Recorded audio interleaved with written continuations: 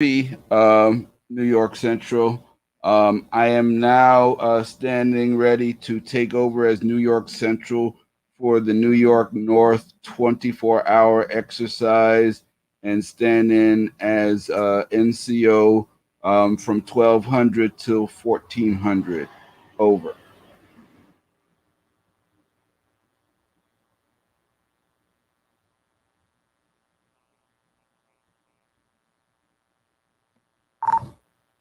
Uh, New York Central. I am now standing ready to take over as New York Central as NCO from 1200 to 1400. Over.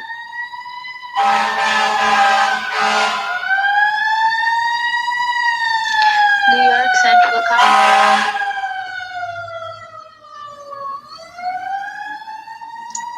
Except for a code red transmission, New York North Channel is conducting a 24-hour emergency drill.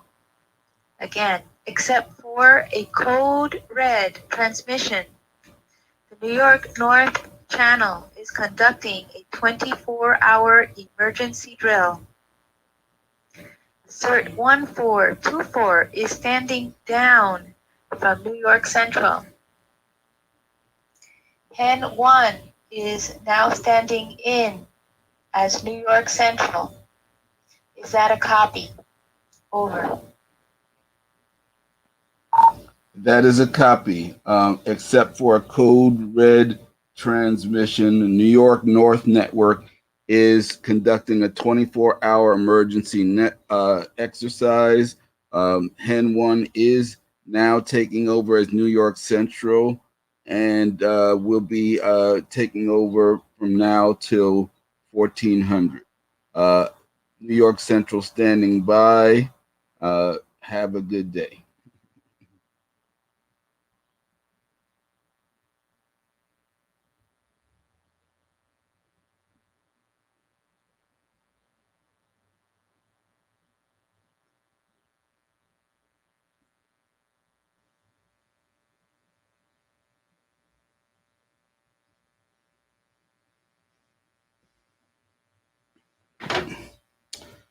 All right, so we are live on New York North Radio Network 24-hour exercise.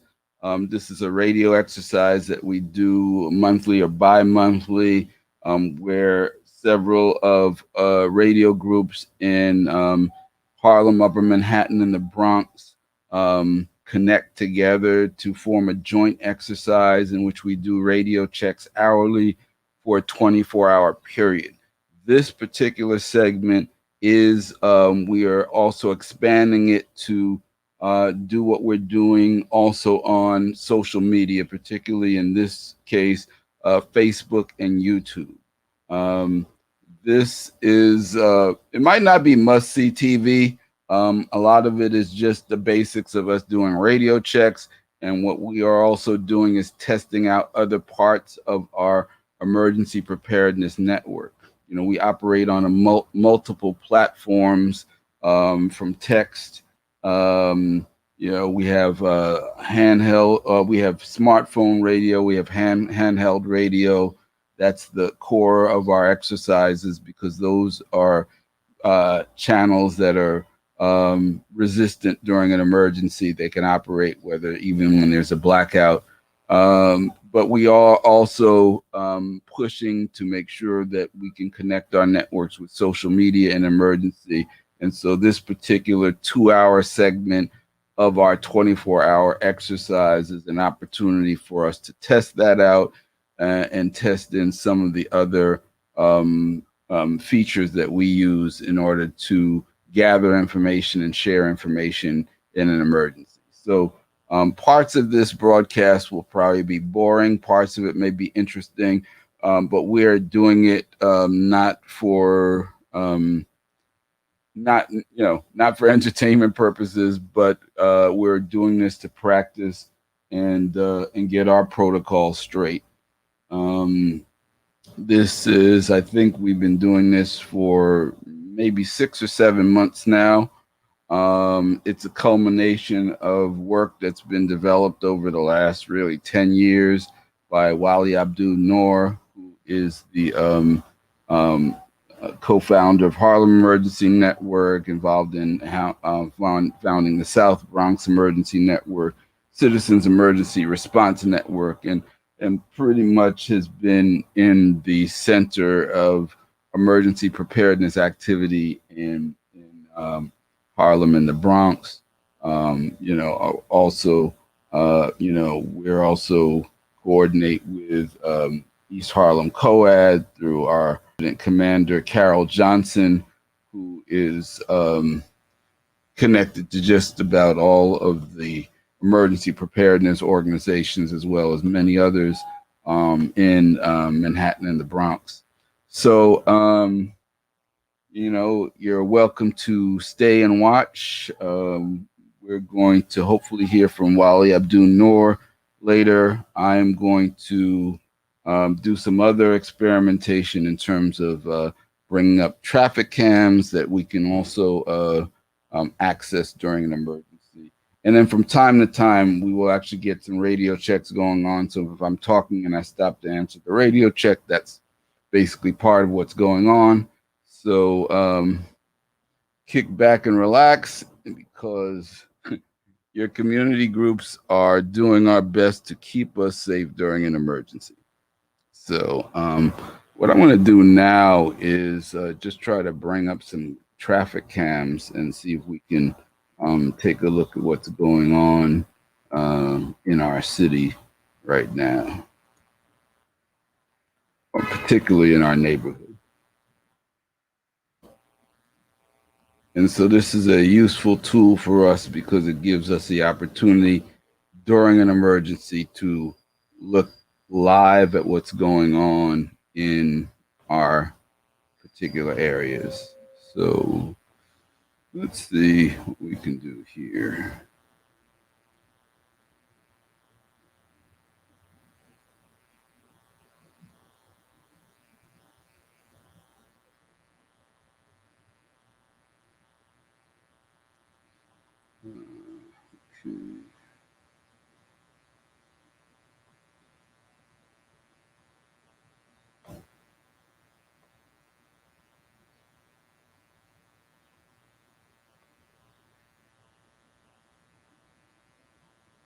Okay. Hmm.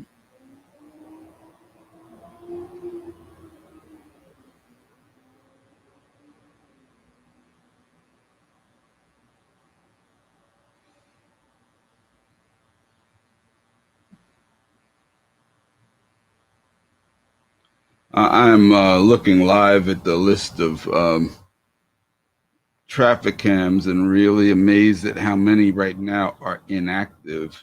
That's another reason why these exercises are good. There are things that we might look at on a semi-regular basis, but we don't really look at as regular. So it's always important to see what's working and what's not working. Let's see what we have here. All right, so I'm going to bring up a couple of views on screen that we can take a look at.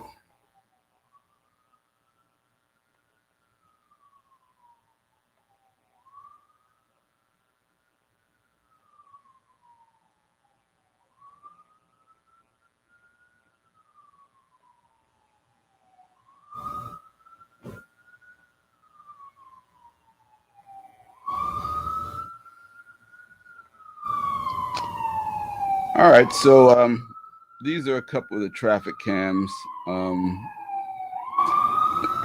These are live shots. Let me see if I can blow this up a little bit so we can see it better.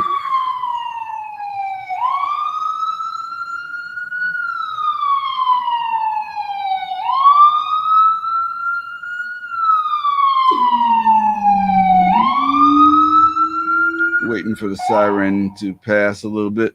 Okay, so there's live shots from Lenox and 125th Street, Lenox and 135th Street, and Broadway and 125th Street.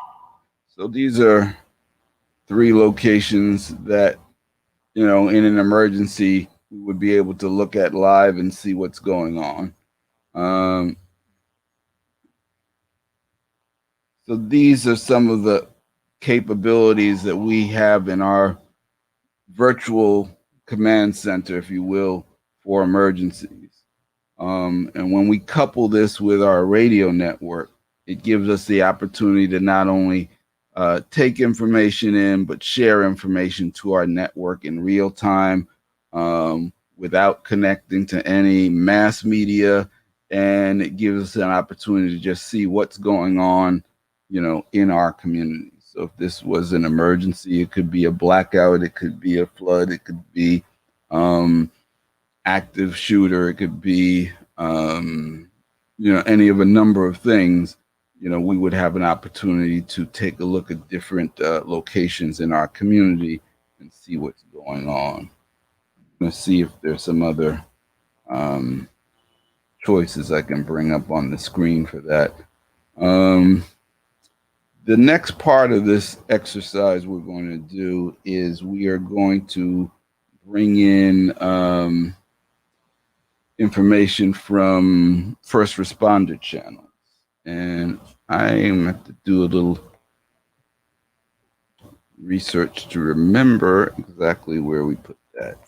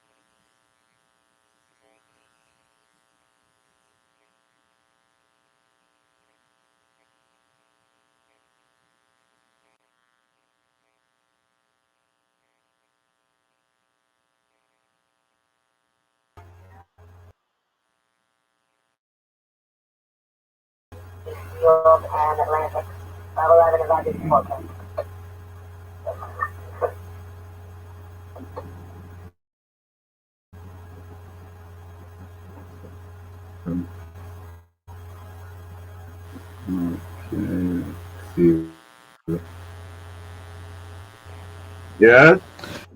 Can you hear me Huh? now? Okay. Can you hear me now? Yes. I hear you loud Good. and clear now. All right, good, Yes, good. I hear Sometimes you I loud have and too clear. many buttons to push. Yeah. So Yeah. I've been just doing the live traffic cams. I've been varying the rotations. Right now, I think we're looking at let's see, 7th Avenue and 145th Street, Frederick Douglass. I'm sorry, FDR and 131st Street, Harlem River Drive and 150th Street, and West Side Highway and 125th Street.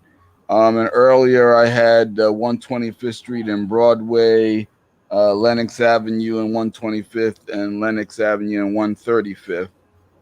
Um, so far so good. Trying to just test out all the different aspects of our platform. That's good. That's good. Yeah, and I want to try bringing up the first responder channels, and and I found that I forgot where they are. So it's a little note. The great thing about these exercises is it reminds you of what's not done. And so Right. I know I have to put the links for the first responder channel in a different place so I'll actually remember where they are. Um, Now that you mention that, I don't remember where they are. yeah, I know. It's yeah. So, but this is why you want to get this stuff straight in practice and not in the real Right. emergency. So, Right. Right. um, so I'm glad you came on. I was actually looking for that stuff as while we were waiting. And so, how do you think the exercise is going so far?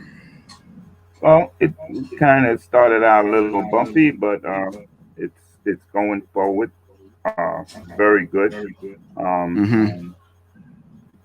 I'm looking at like this, the different things that's being done, and a lot of ideas are coming out.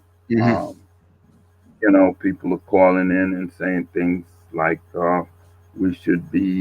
everybody should be doing not just the radio checks and the situation reports, but we should be uh, doing station ID on the hour. Mm-hmm. I think that would help because on a slow period, you don't know. You have to call in to see if you're hooked up. But at least if Right. you hear station ID, you know you're hooked up. Good. Um, Right. you had a substitute, whether you knew it or not, today.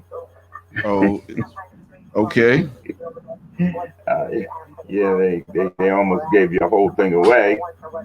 But Oh, really? that yeah, that was uh, again um, why we have these exercises. To catch the kind of things that um, Right. happen. You know, um, uh, All right. Well, this is, yeah, that's the stuff for the hot wash to actually, figure out. yeah, yeah. Look, we're all doing the best we Well, it's can. not. It's well straightened out now. Yeah. But that's the whole reason why we do this. Right. This Exactly. is the whole Exactly. reason why we do this. Yeah. Um, and I was laughing I'm a little. I was laughing a little bit earlier because I saw that the governor in Florida has passed a law that in schools they have to have a moment of silence. yeah, that's So catching on yeah, quite yeah, well, man. I mean, th- Yeah. that's the least they can do for I those mean, school that gives kids, but everybody a chance to. do what they Yeah, need to do. yeah, Exactly, exactly. right. Yeah, I'm You actually. mind if I pass on this um link to someone else Oh to yeah, yeah, join sure, in? absolutely. Yeah, Okay, whoever you I'm want to gonna bring pass on it in, to let's Robert let, Hart. yeah, let's do that. Yeah, and see if I can get hold of him. Uh, yeah, because he just finished the class, and he's kind of excited about it. So I wanted to see Hmm. some of the stuff that you're doing. You know.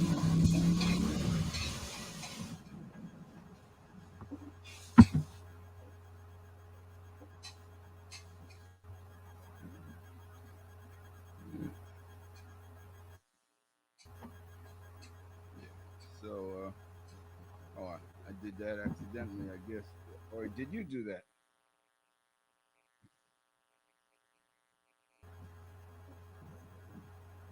Uh, Hmm? It went. The sound level went down. Uh, can you hear me now? I'm okay. loud and clear. Right. Yep, you're okay now. All right. All right. Let me forward this, and, I'm gonna forward it to.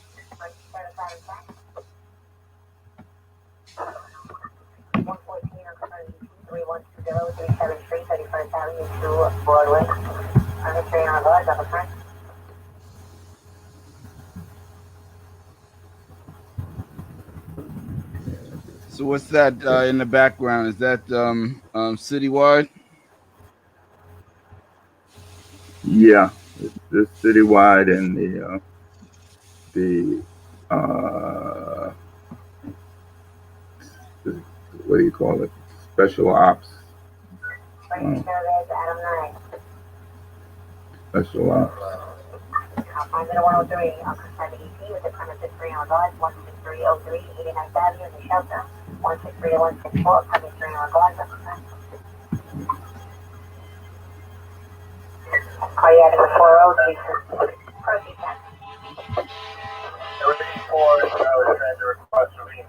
What's that in the background?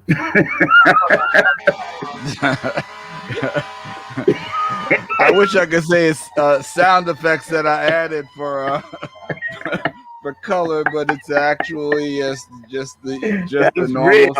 Yeah, normal sounds of my yeah. neighborhood. You know, I got you. That's being a real. That's a code red there. yeah. That's a They're going straight up somewhere. code. Straight up code red. But Yeah, it's man.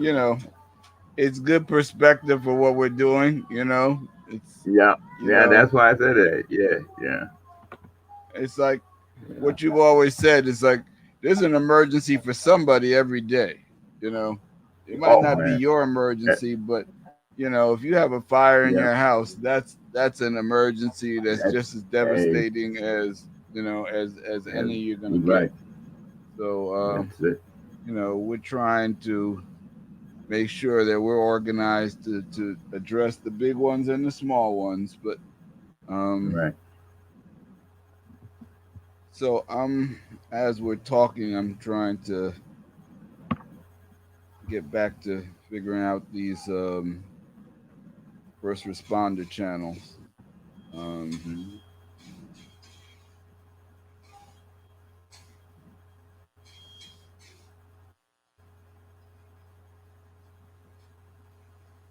okay, let's Yep. see.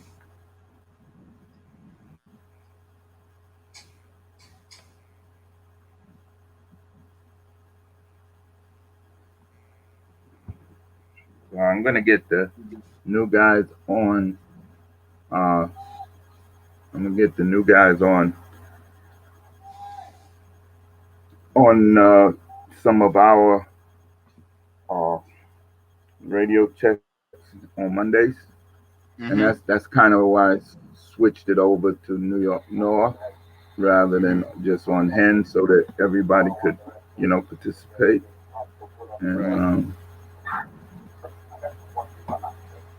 get them going, and That way, people can get a break. Summer's coming, people going away. You know.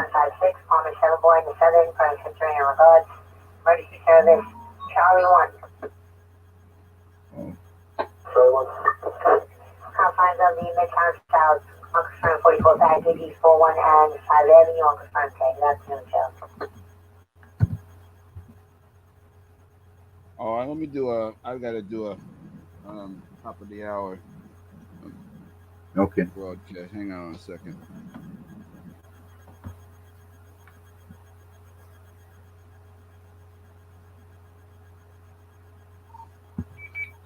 This is New York Central, available for a radio check during our 24-hour radio exercise. New York Central is standing by to 1400 hours for radio checks from all stations. New York Central standing by. Okay. All right. So now let me call him.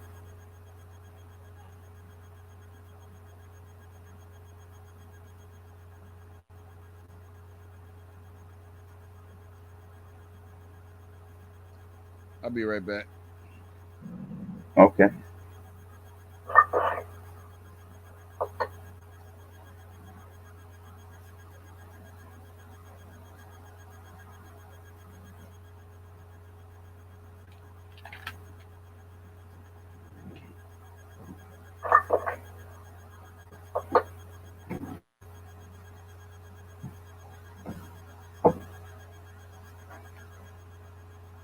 Yeah, I don't know if you're busy right this minute, but the Bob is on now, and he's actually testing out and setting up some of our platforms that we use.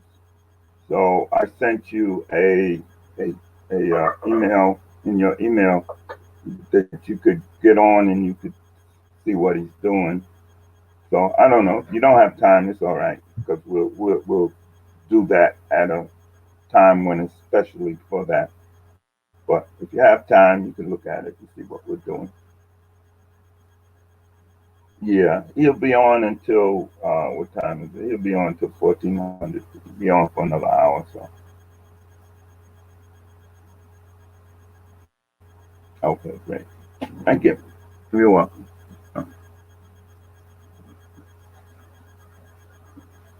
So is he going to come on, you think?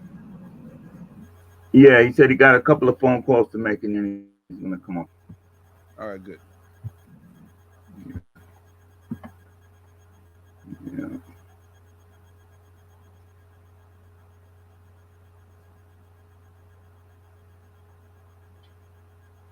So coming out of the back end of this whole pandemic, do you think people have Highway more 1 of an Avenue 52 with awareness of injuries, being northbound Lady prepared? Stand the postpone, 2 vehicle accident with injuries.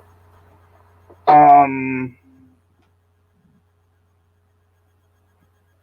I think not Mm-hmm. because as far as they're concerned, the emergency was the pandemic, and that's over.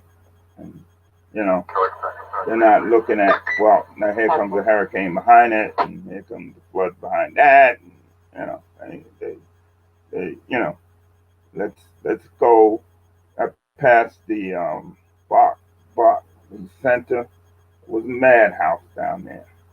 Yankee Mm-hmm. Stadium was. I had someone coming past Yankee Stadium Friday, or I think it was a madhouse there. So Mm-hmm. people just want to get back to their regular way of life and whatnot. Mm-hmm.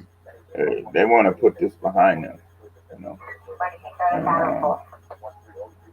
I don't. I. You know, only certain. It's like, you know what I think. It's like. It's like our people would we say those of us that are aware and those that are asleep. You know, Mm-hmm. and I think you got more people asleep than you got aware. You know, Mm-hmm. that's my. Yeah, I wish I could argue differently, but but I have to agree. I think that might be. Hold on, let me take a check. It sounds like somebody's coming on. That might be a phone call. Yeah, Carol Johnson's here. What's up, Carol Hey, Johnson? Hello there. me and her hung out Wednesday, Jack. Listen, welcome back, Bob. You were missed, but Wale did a great job. That's great. We That's had a few great. glitches, but we like glitches because that helps us improve. Absolutely. But Absolutely. Yep. he hung in there with me, and it was a pretty good show. Hmm. That's good. Well, it's great How to you be back feeling? with you guys again. Um, it's also good for us to try this platform out. So now I think what's important about this now that I've been kind of the video control operator, if you will. Now that Wally's trained and you're trained, but you haven't had a chance to do it yet. But the point is that now we have redundancy, and I think that this platform is gonna become even more important for us in terms of tying the pieces together. And so I wanted to make sure that today we actually jumped on, and if we did nothing but just streamed the traffic cams, that's still showing what we can do. And so we actually have you know got the traffic cams live, and I'm also trying to bring up some of the first responder channels live too. And so I have a final thing. I don't know if I'm going to pull this off, but I actually think I have the capability to be able to take a direct phone call into this live. But I don't know if we're going to do that today or not. I haven't tested it, but we're getting the capabilities together so that we can tie in social media, regular media, and our own particular platforms and share information in a very, very unique way. So I'm happy with the results so far. And like you said, I'm happy with the glitches too. The glitches tell us where we need to get our work in. Yeah. Oh, How about trying to hold call? on a Let's see second. what happens. Say that again. How about trying to call? Let's see what happens. I gotta try to set something up. I'm gonna Oh, you have to set it up. give Okay. me a second. Right now, I'm trying to figure out the first responder channels. And what I realize is that that should have been on our Trello board where I could just click it and do it, and it's not. So now I have to actually dig through stuff and find it. But hey, You like go we to said, Google. this is where we learn where we have to get our act together. Yeah. Yeah. You know. Well, I'm just So popping how you in. doing, Carol? I'm doing all right, hanging in there at my home away from home all day. So I saw this pop up when I was on my way back. I didn't want to go, I didn't want to go in on accessory, right? Mm. WEBT9, this is New York Central. Go ahead with your radio check.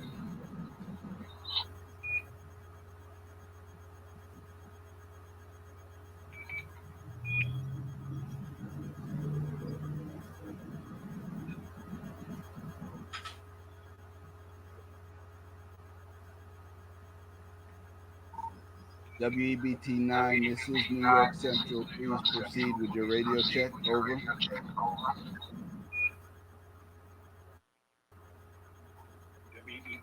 WEBT9, traveling north on my way to Henry Hudson Highway. Uh, Condition is normal. That is a copy. I That read is a you copy. I read as you as traveling north traveling on the north Henry Hudson on the Henry Highway. Hudson Highway. Condition is normal. Condition is normal. Highway 3 area. 52 with injuries. Disregard. Disregard.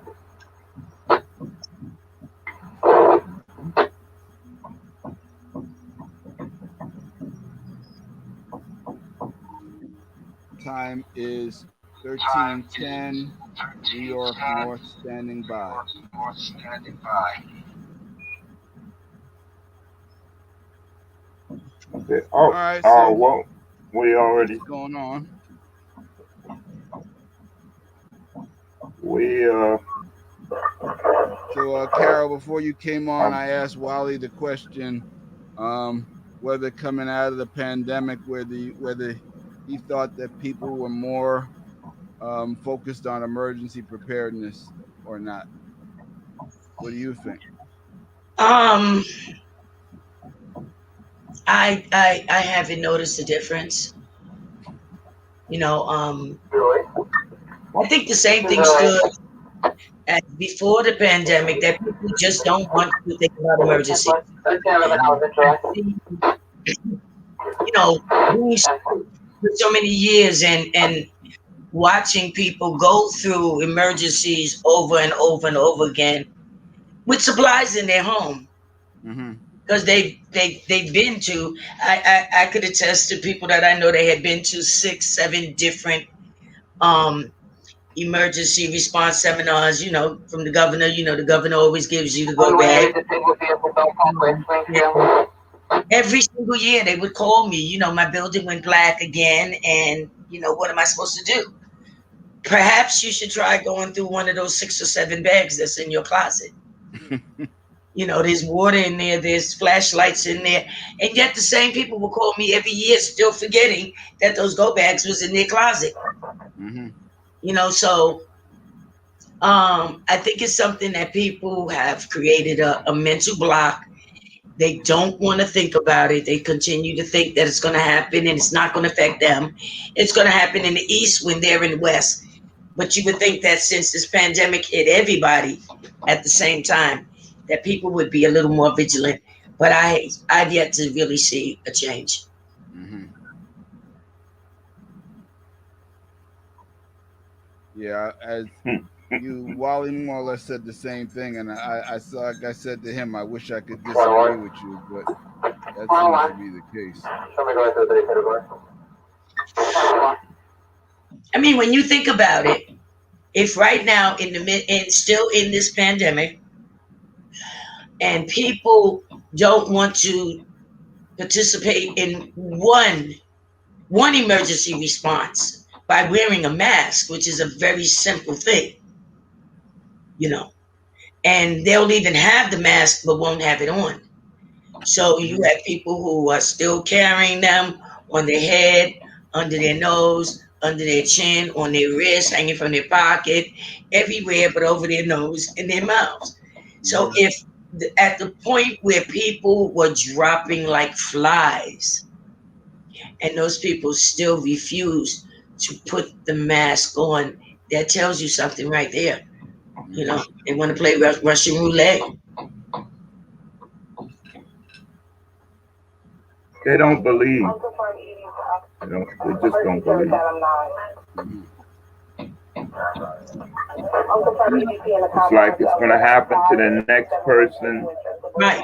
I mean, even if it happens pretty close to them, they still don't believe. It's still not them. You know. Because I was hearing people say things, and I heard this too many times. We all have to die from something. I said, but if you have a choice of how you would die, you would really opt to die like that? Inability to breathe, inability to get help, possibly being on a respirator. Is that the way you would choose? You would take, you know, such a little thought about preserving your life that you would want to die so miserably, Mm. you know? So I remember back when we had the AIDS epidemic and I was working at Metropolitan Hospital, and how there were groups that were they weren't going like into the rooms, for to protect the people identity or anonymity, but they were bringing groups around, classes around on the AIDS wards and just letting them look in and see them hooked up to all of these machines and respirators and everything else, and telling them it's a simple process of first you're too young to understand what sex is all about, so you really shouldn't be participating in it. But if you do, simple process of getting a condom. And at that time, condoms were like, heck, I went into the steakhouse and first time I saw a big bowl of condoms up there, and I'm like, I'm just trying to order some ribs. And there's a big, like mason jar of condoms. But you could go to the health center, no questions asked, and they give you a bag with maybe 10, 12 condoms. It's just that simple. And yet so many young people in our community, because we think of our own communities first, we're still getting infected, still dying, still passing it on. And you know, so when you think about young people, their mindset is different. But when you start thinking about these older people talking about I gotta die anyway, you know, what do you say? But yeah, you're right. That you're gonna do. Yeah, well, So I think I actually 2766. figured out the first responder 1766. channels.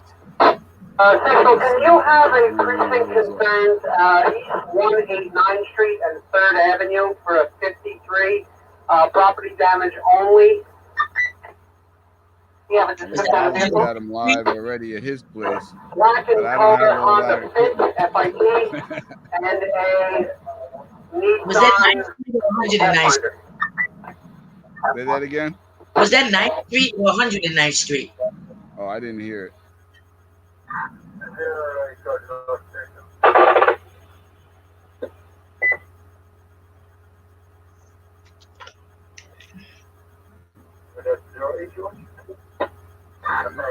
see if this works. Go to hospital 02, 28-year-old male, assaulted, positive LOC, rolling out head trauma, bleeding from the left ear. 150 over. Unit 3 resident confines of the 4-1. 4-1 lieutenant for the level 1 mobilization. Okay, I'm gonna see if we can listen live to the Manhattan Central FDNY EMS feed. I just picked this one out. Before buttons, things were much harder, like starting an outboard motor, or even treating sleep apnea.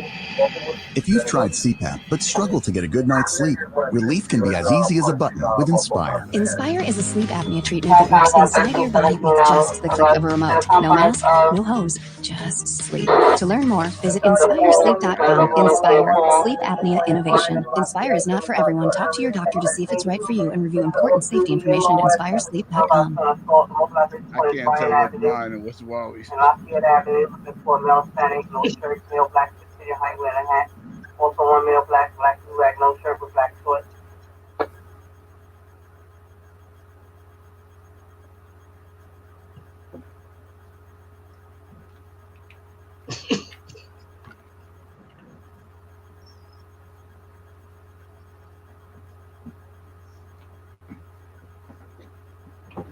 you got it?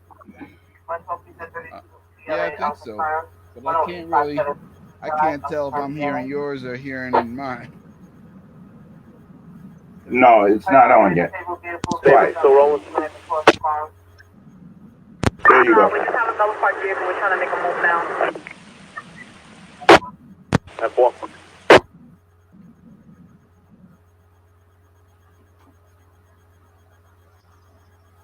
There may not be anything on the channel right now. That's what I'm saying. Because my channel is quiet. Oh, okay. Let me turn off the rest of the stuff. All right. Outstanding mail.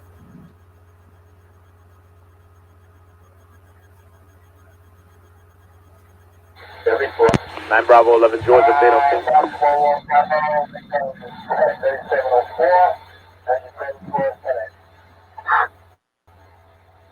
Okay, so that's my channel, right? Yeah. Okay. All right. So I don't know because I had to, okay. Leave it on. yeah, So I I'm can gonna tell. leave it Zero on. Franklin, respond with this 3, the Park Avenue, East 6 L. The following units, 10 Union, 81 Young, update to 82, guys. That's you. Okay, good. All right, so been I think it's been successful in that we got the traffic cams going, we got the first responder radio going. Um, Pretty good.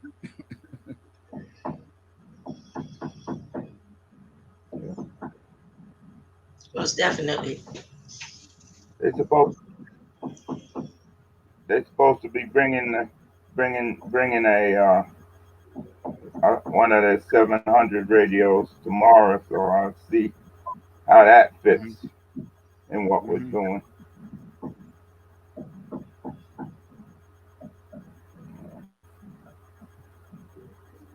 Because I've been telling my thought is they have all of their all of their training is dealing with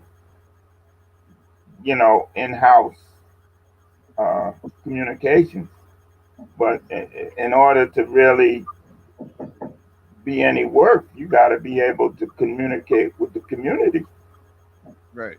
and I don't see where they make any effort to do that.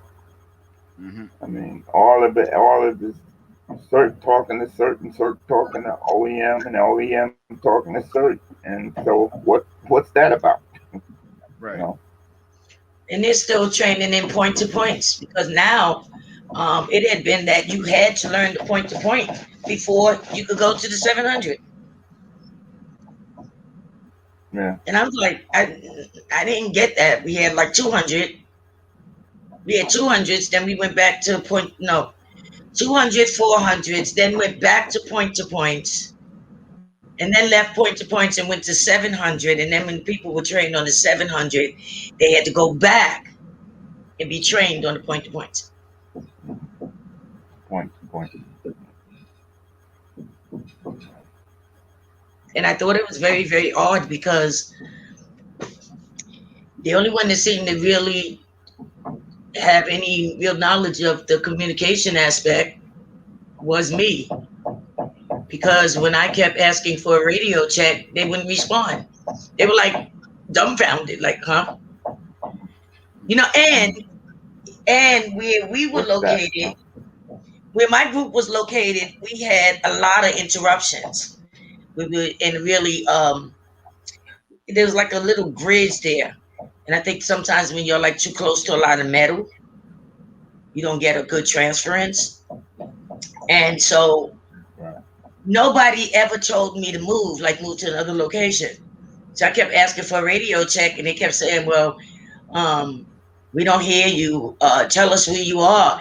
And I said, "I need a radio check." And after the third time, they told me, um, "Yes, I hear you," but they didn't ask me if I heard them. And I said, "I'm going to change locations. I'm going to take the team and change locations because there's a lot of interference over here. We'll respond back when You I'm you're in I'm going in in and area with out. less interference." And that's what I did. And then I came back and said, "May I have a radio check?" And they still didn't respond. Like, what do you want from us? you know, what do you want us to do, lady?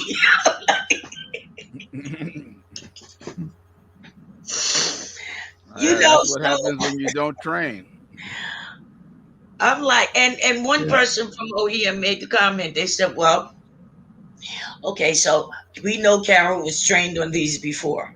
Because yes, if you can't communicate, then you have to give the person a radio check. And as they're moving, they're going to try to check back in to see if they're in a good location." But great drill, everybody. Great drill. Great drill. Okay. So Yeah. Uh, Yeah, the that's why mindset we is, doing what we do. yeah. it's like Why they're we do not what we do. actually like they're training like an actual emergency is going to happen. You know, it's that Mm-mm. the level of, No, that I the mean, level of mentality is that the training that the transmissions that they doing, that's what it is. It's not going anywhere. It's not for mhm. something. It's Hmm. it's that, you know. Well, again, do you think people are thinking any differently about emergencies? And there's the question. Well, There's the answer. they started up again, and I haven't been on there to see what they sound like, but I doubt it. I doubt it seriously. So, You should probably check with JWJ1's daughter. I don't know what her call name is. She's they now think, served, and she was supposed to go to them and ask them about the radio team. Janet. yeah, she said Yeah, that she was going. Yeah, she said she was going to try and get them to hook up with us. I said, yeah, well, that you try it. yeah. I don't think I that's have gonna. no luck with I don't think that's gonna happen. But it. everyone can learn. Everyone Yeah. can learn, and that's not their forte. I mean, it's just something that they don't know about. You have a lot of people around that have training that don't want to share it. Because there was a lot of people that came in and said, "Well, we can teach the class," and they wanted to charge them these astronomical amounts of money in order to train people. And they weren't even going to train; they were kind of going to give them the program, and you train them. You know, I'm like, I'm not paying $20,000 for a program and then something that I don't even know about, and actually be a trainer, try to train people in something that I don't know. So the first time they ask a question, how am I going to answer it? And then they get someone like you who has expertise, and you just weren't utilized the way you could have and should have been. So it's just going to remain as it was, because you figure this is like what, Well, 8 years now, and they're still talking to each other. yeah, you're cutting out. What are you? What's happening with where you are right now? Me? Because I get half of what you're saying. Yeah, you're cutting in Uh, and out. Nothing's happening. I'm Where's your hearing her mic at? okay. Where's your mic? On my PC. You hearing her okay? Yeah, I'm hearing her okay. Okay. Yeah, I'm hearing you okay too. You're Maybe kind it's of going moving. in and out. You're kind of freezing here and there. I think your system Oh, is I'm the moving a little cutout slow, guy. because down there you freeze. Yes, you, Wale. I Stop, got you. stop trying to pass the I see. blame.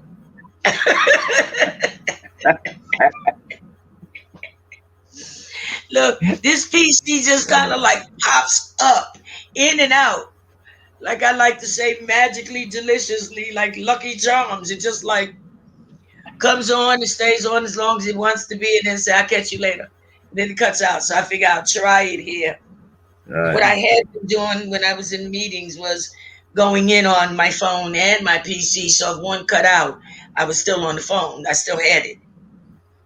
I wouldn't get locked out completely. Right. But yeah, I wish him luck. I wish him luck. Yeah. I A lot of really do. people. You know, um, but I think leadership is everything. Yeah, that is true. Mm-hmm. So, and I think part of being a good leader, you got to listen to, take suggestions, especially when you don't know what you're talking about. Mm-hmm. You just don't know, and somebody like you is trying to tell them because you do know, and you've known it for over 40 years. Mm-hmm. It's like you have a medical problem, and a doctor or nurse tells you what you should do, and if they're like really caring, they would say, "Go to a doctor." you No, you know. know what it's like? It's like going to the doctor and telling the doctor what you think it should be. And it's like, why are you going to the doctor if you already knew what to do? You don't need to be at the doctor. Right. Well, it's billable hours, so the doctor's not going to say anything. But I mean, if you have a problem with something and you say, well, Carol, I have a problem with so I have a medical background and I don't give you the answer you need or you want. And then you go to Wale, who's a radio operator, and you take his word for it because it sounds better, closer to the answer that you want. So Wale's advice.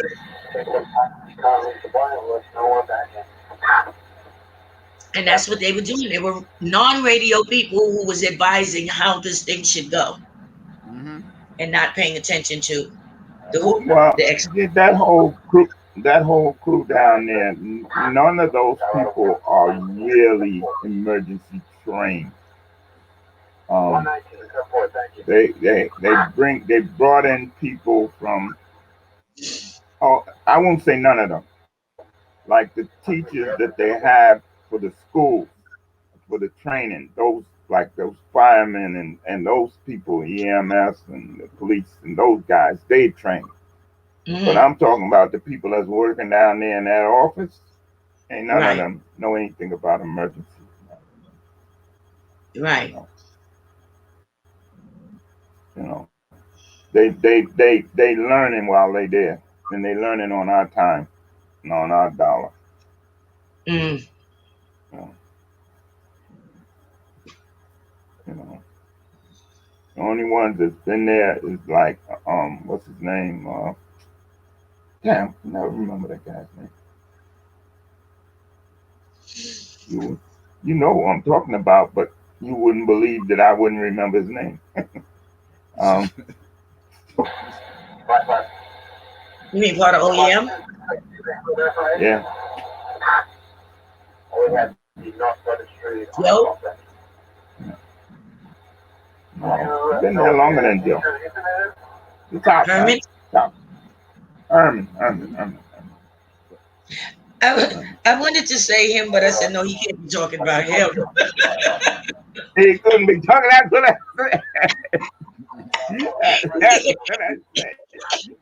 Herman was the only one that was there when we all got there. Yeah. Him and Christina, them the only two. Right. Yeah. Exactly. Yeah.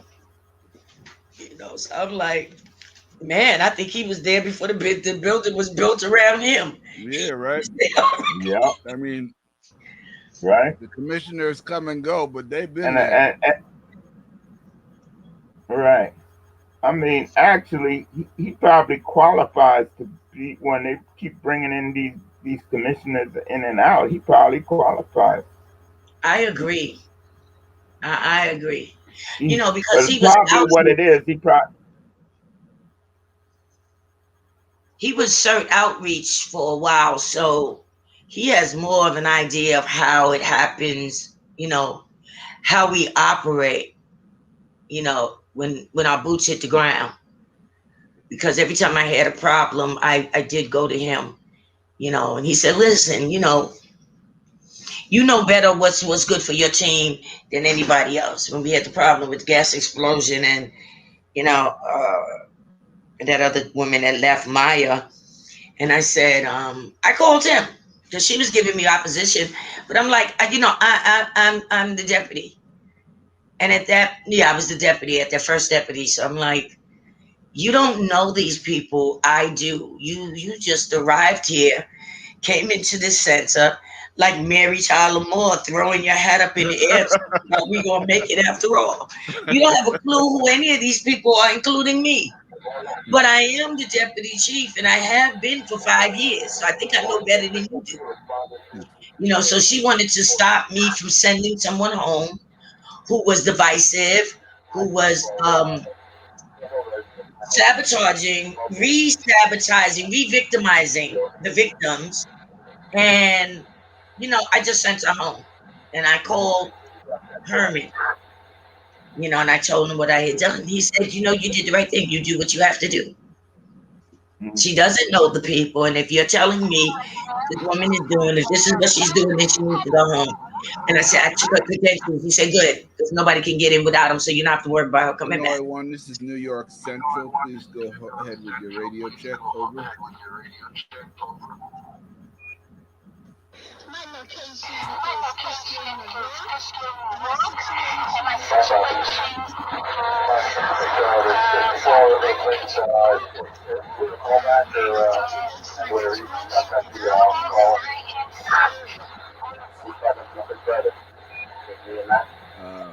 I read you loud and clear. You're in Beacon, New York, not Fishkill, and your situation is normal and safe. Is that a copy? Over.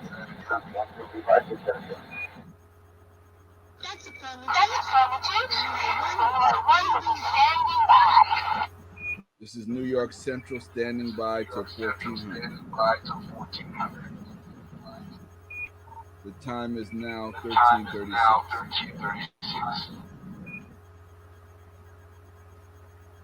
All right.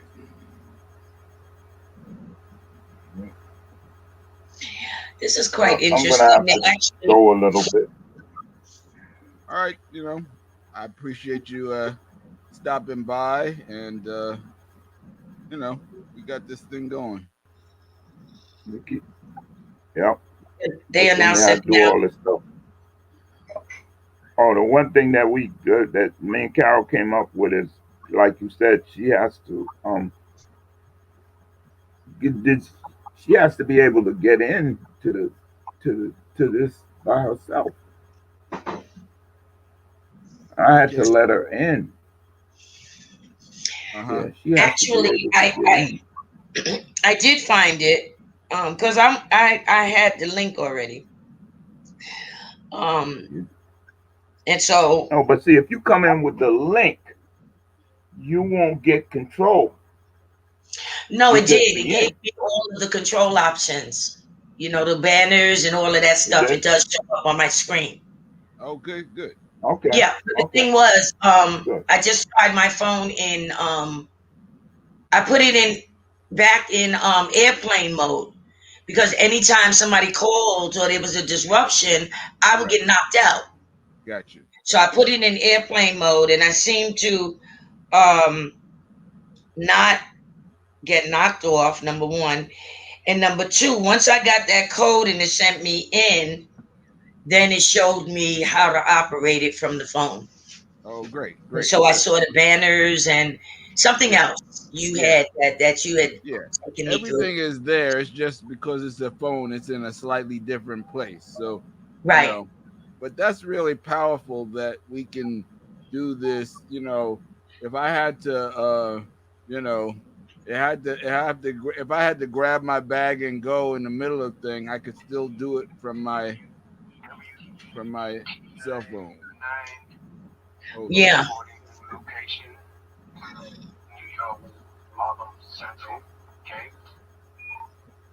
I was sort of WABC, messing go around with ahead with it, the radio check. Over. Wale. I was just trying to, sort of messing around with it. But I had seen that before. Um, Matter of fact, when I sent the message to you, it said you have to invite me. And then I looked back at the screen. They had sent me another email from I hear StreamYard. you loud and And when I hit clear. Your that, new that's location is when I began to see passcode all the other granted. stuff. Situation is But I normal. didn't want to take a Is that chance a on it, copy? Over.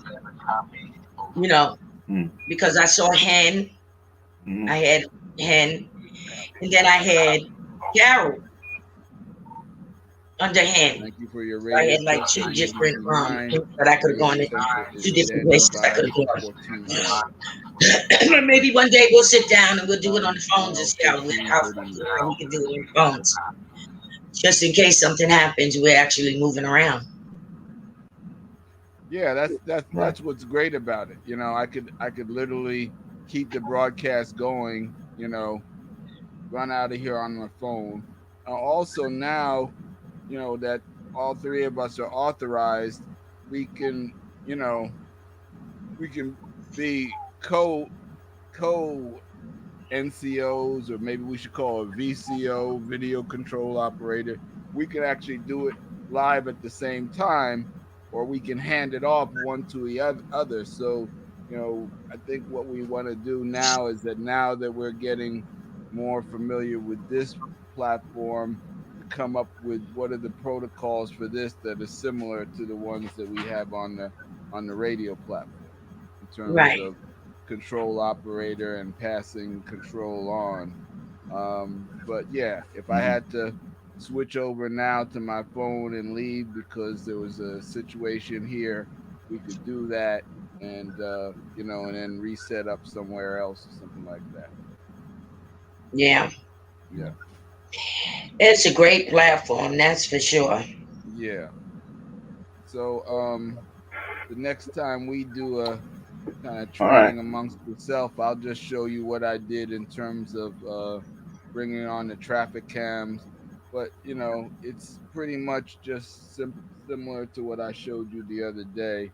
And so, like now, I Mhm. have the traffic cams on a share screen. So if I add it on, it pushes us over to the side, and we can look at the traffic cams live. Right. Right. Yeah. Uh, um. Now I showed a video, but the sound wasn't good. Is there a little check or something to bring in the Yes. Yeah. sound? Yeah, when you share the screen on a video, you have to make sure that there's a little button that you have to check that shares the audio. And so if you miss that, Okay. sometimes the video will play, but you won't hear the audio. Okay. All right. Now, was I'll it a talk to video you like all a little later. was it like a video that was on your computer, or was it like a YouTube or something like that? YouTube. Oh, it's a YouTube, yeah. YouTube. Yeah. Mhm. Yeah, it was just a little All brief right. on the choice rank Mhm. voting. Oh, good. Yeah. Yeah. Well, I'm glad I did that because when I went to vote, at least I knew what I was doing. Yes. Yes. And now that it's over, you know, like everything else that happened in our world as we know it, lack of information, lack of information, lack of information. Yeah. Um, you know, viable All right. information. All right. I'll talk to y'all later. Okay. Talk All to you right, later, Wale, Wally. take care. I think I'm going to sign off too. I'm tired. I was up since about 7 o'clock, Yeah. and I had to get myself out of here. Mhm. I didn't sleep that great last night, Mhm.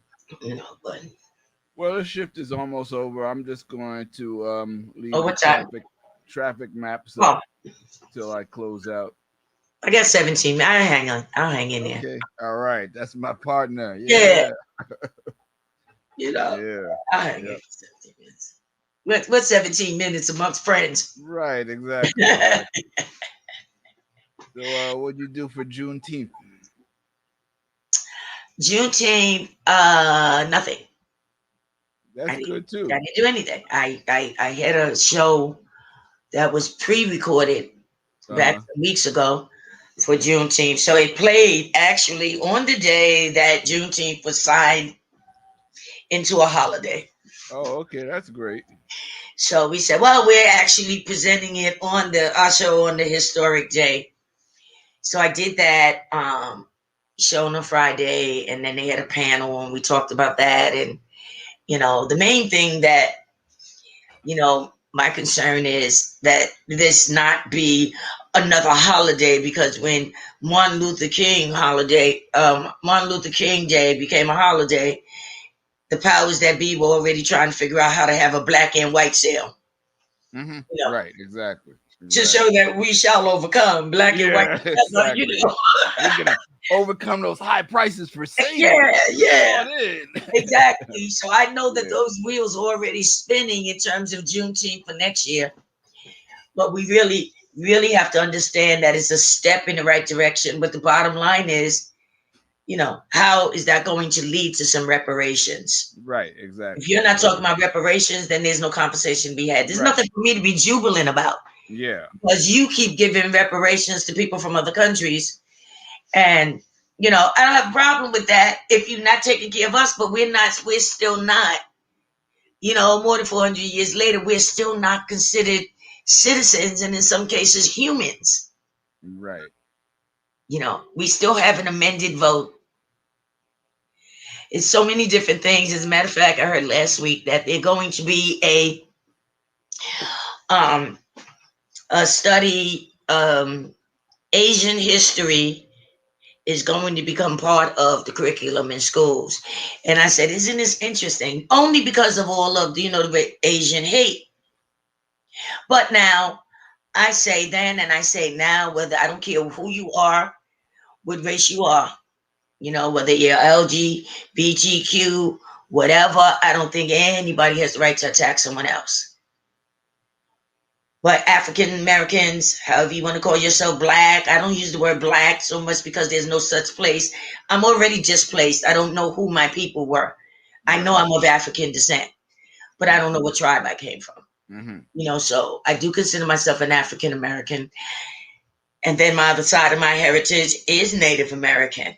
And I can trace that back not too far back. Like even as my great grandparents, I had two great grandparents that was full, one full Chippewa, one full Cherokee. So when I think about that we were here, and this guy comes from Europe and claims a place that we were already at.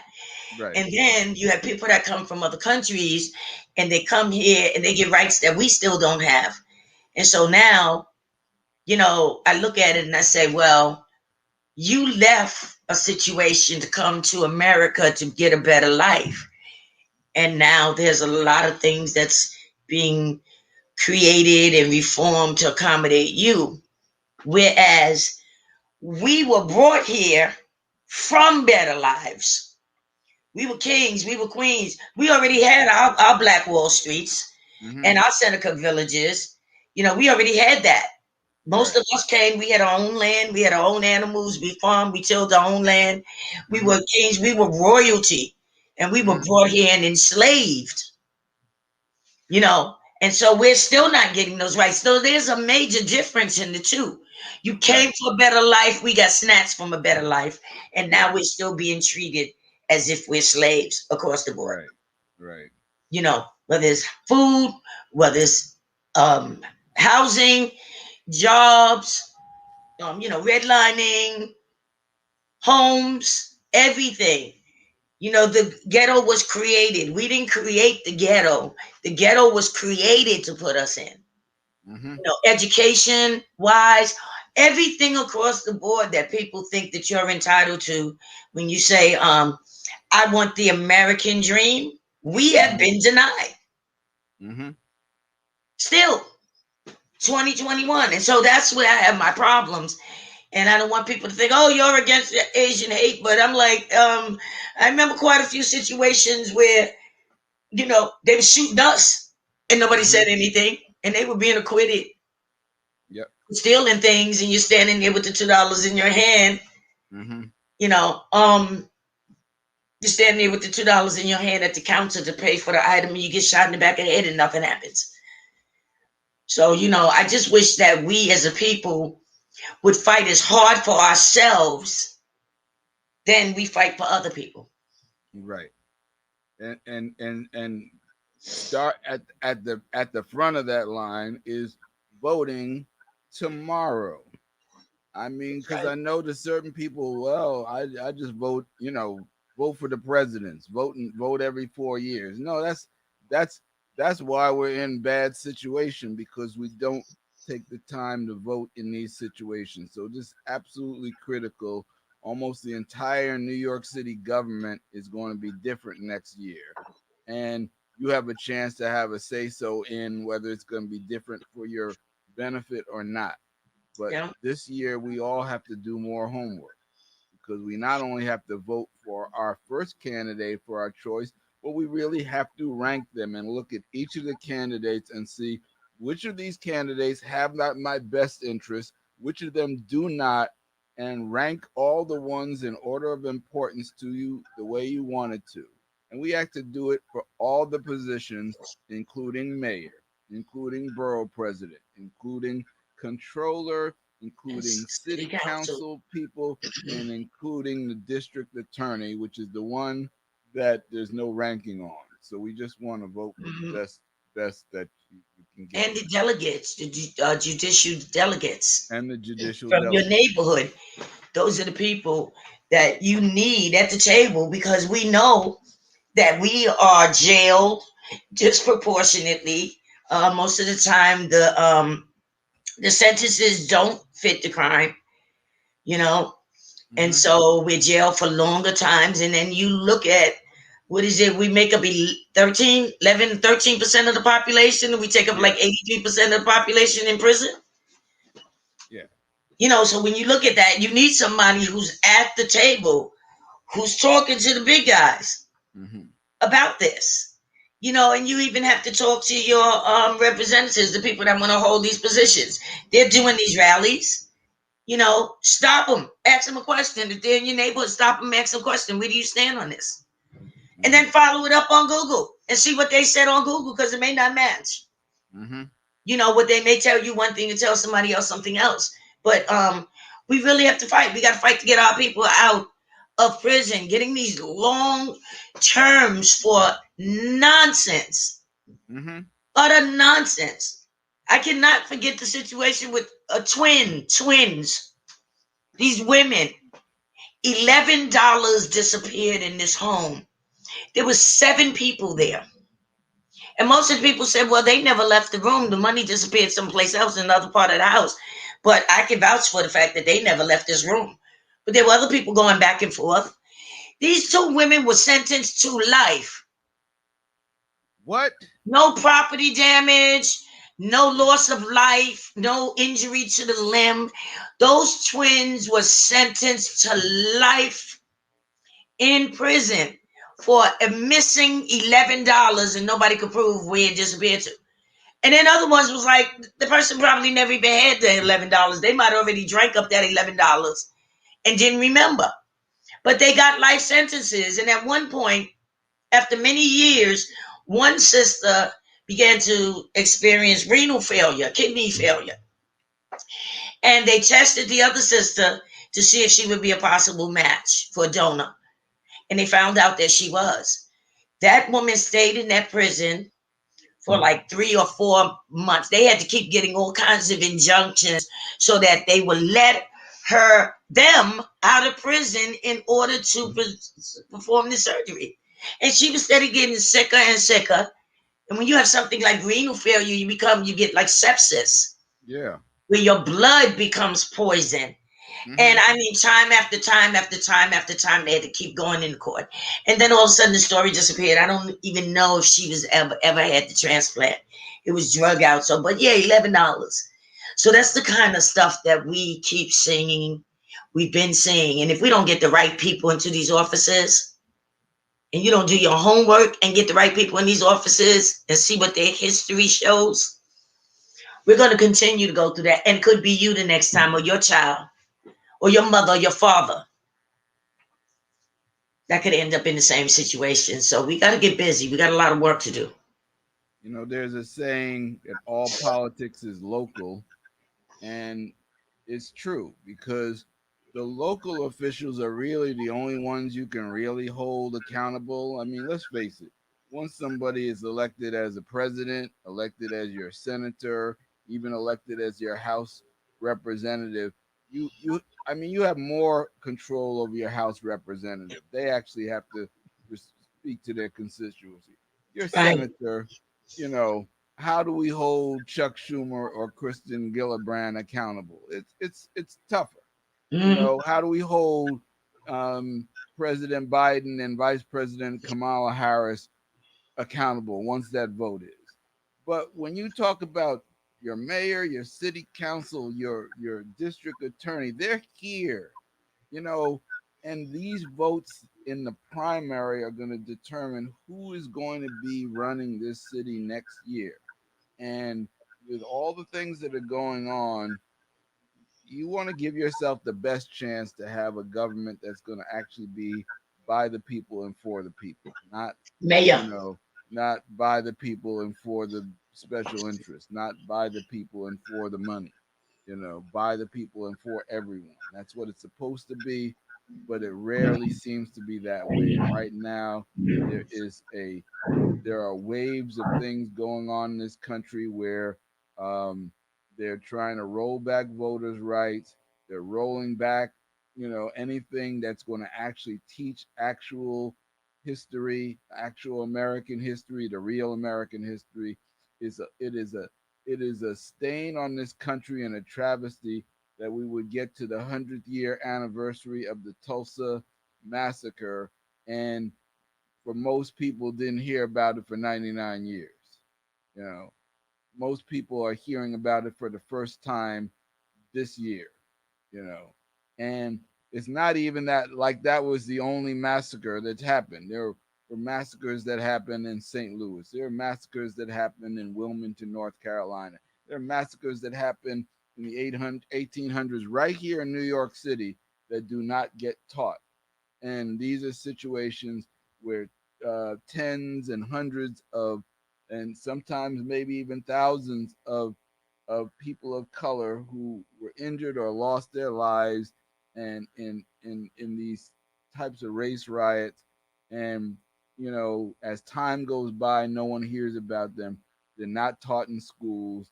You see now in South, they're trying to control all the school curriculum so they can erase the narrative.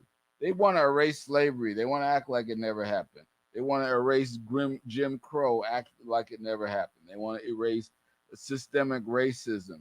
They want to not have us start to see the connections between the companies that dominate the financial community now and their history in basically building their resources on the backs of slavery. The insurance companies, the banks that lent the money, the banks that lent the money to build the ships that brought the people over. There was a whole level of industry. New York was not complicit in the actual having, although New York had slavery till 1827.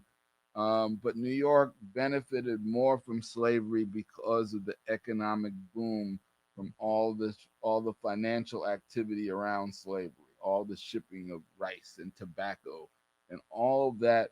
The money ran through here, and so when you talk about systemic racism, we've seen these things. We must now, with more knowledge, put ourselves in a position to use the tools, the, the few tools that we have to benefit ourselves. And one of those is to vote.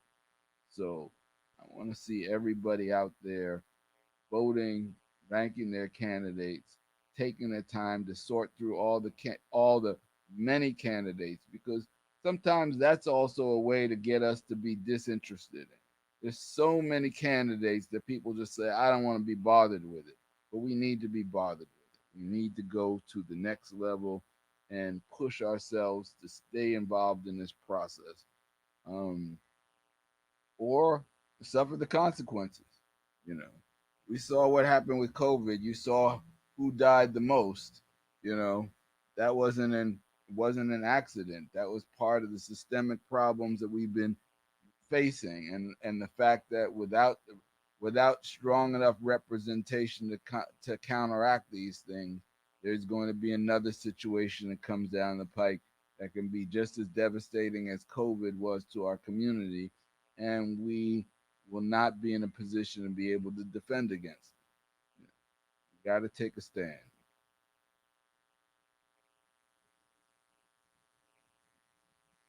I'm not hearing you.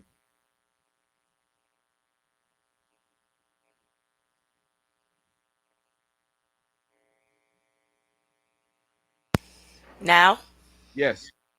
we were actually in the position to witness strong leadership in our communities, fighting for testing sites for vaccines. Absolutely. And we saw how they were still, put on the back burner. So Hmm. even and they kept fighting, and we're talking about all of our Harlem representatives, East Harlem, West Harlem, Washington Heights, Central Harlem, Bronx, South Bronx. You know, um, they went to bat. We did press conferences. We still had a mayor who was saying we were being treated equitably, But the day before, you just told us that we had 9% of people in Harlem was vaccinated, where 62% of people was vaccinated downtown, the Upper West Side, Upper East Side. And then after we did the press release, they still came back and said we're being treated equitably. It's 43 to 43. And I'm like, so now you assume we can't read. You know, we're like stuck on stupid and parked on dumb. We can't read. Yeah, I You gotta keep hold on. saying this. I gotta answer brother Mark. Hen two, go ahead with your radio check. Over.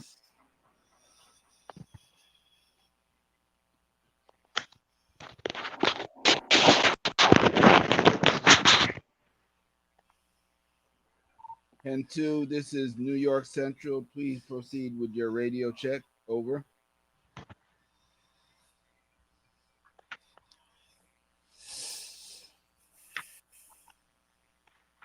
Yes, this is Hen 2. Except for code red transmission, the New York North channel is conducting a 24-hour emergency drill. New York North, Hen 2 is now taking over as North Central. All units are encouraged to call in with their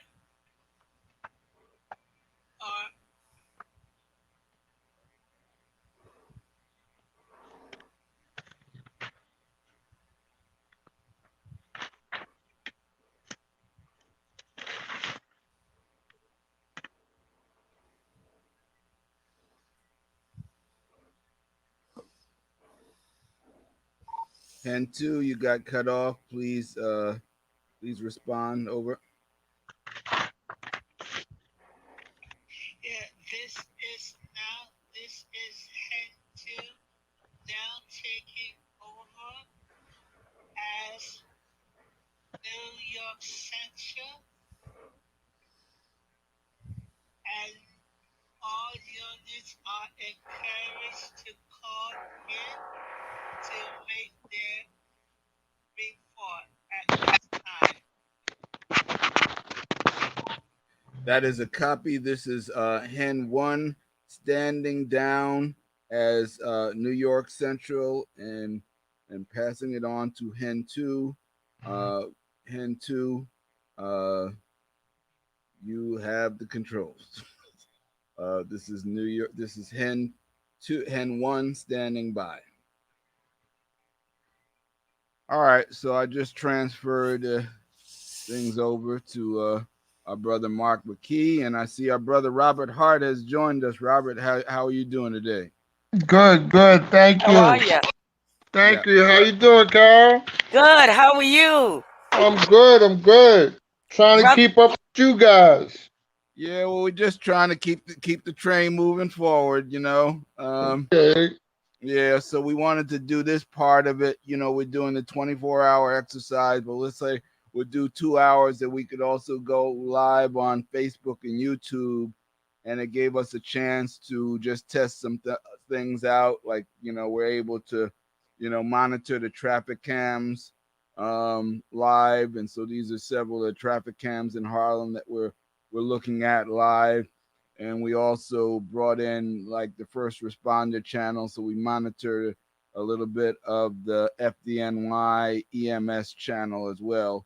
So we just want to test these things out now, see how they work, and being able to combine this with the radio networks is what we want to be able to have fully operational in the case of an emergency, where we can run our own emergency operations center that's independent of everyone else, and we're able to take information, and we can still, obviously, we can communicate. We have our relationship with all of the major entities and institutions, but it's important for us to be able to collect our own information and disseminate information directly, because of the trust factor. Okay. Okay, great.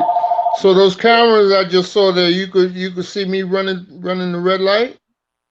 If you were at those corners, yeah, I mean, absolutely, yeah. We're talking about.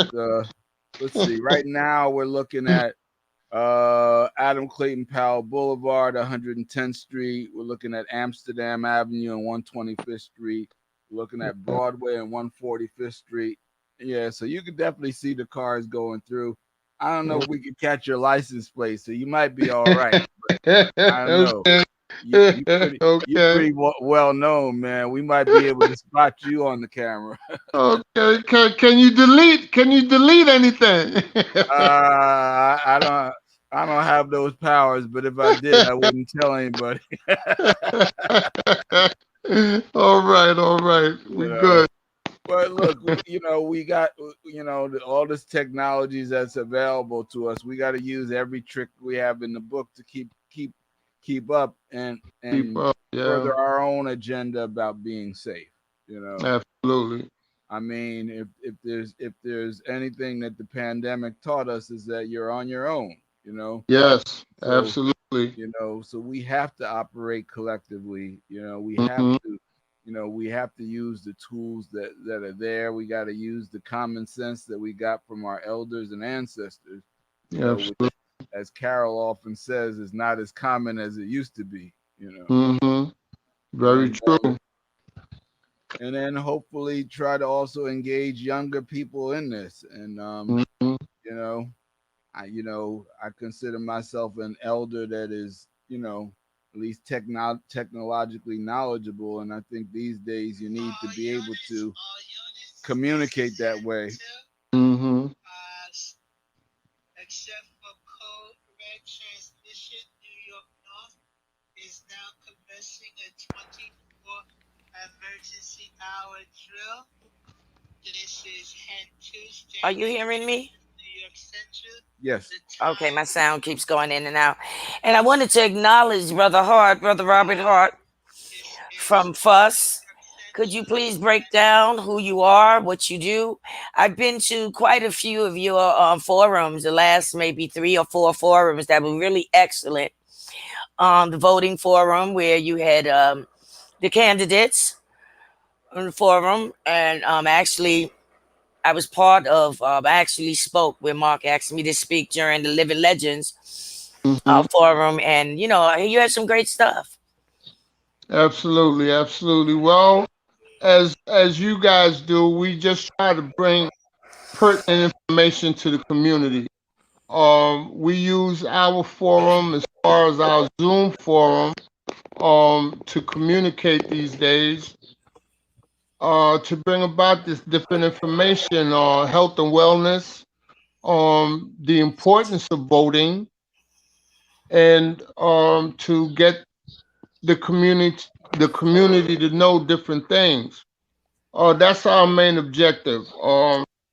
Along with our youth, we're trying to develop our youth program where we can have the youth on board to hear their minds, their hearts, and what's going on with them, to let them know that we haven't forgotten them. We want to connect with them. We want to show them love, and we want to do the right thing with them. Um, that's what we're progressing to do. That's one of the things that we're progressing to do with them. Um, a lot of us dropped the ball. I know I did. And I want to pick it back up because it's very important. They are our future. We have to keep up with, as Brother Wally said, the technology. We have to keep up with these things. I'm tired of our people being in last place or no place at all. Mm-hmm. So these things we have to change, and we can only do them if we learn to get together.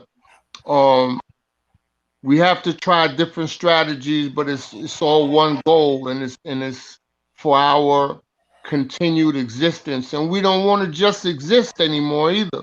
We want to flourish as we were meant to flourish. And I just want to be a cog in the wheel to make that happen. Life, liberty, and the pursuit of justice. Is that right? Of happiness. The pursuit of Happiness. happiness. See how happiness eluded me, because that often eludes people in our community. That I've Absolutely. heard that since I was a kid, and Hmm. yet it just kind of just went by the wayside. But you're Hmm. absolutely right.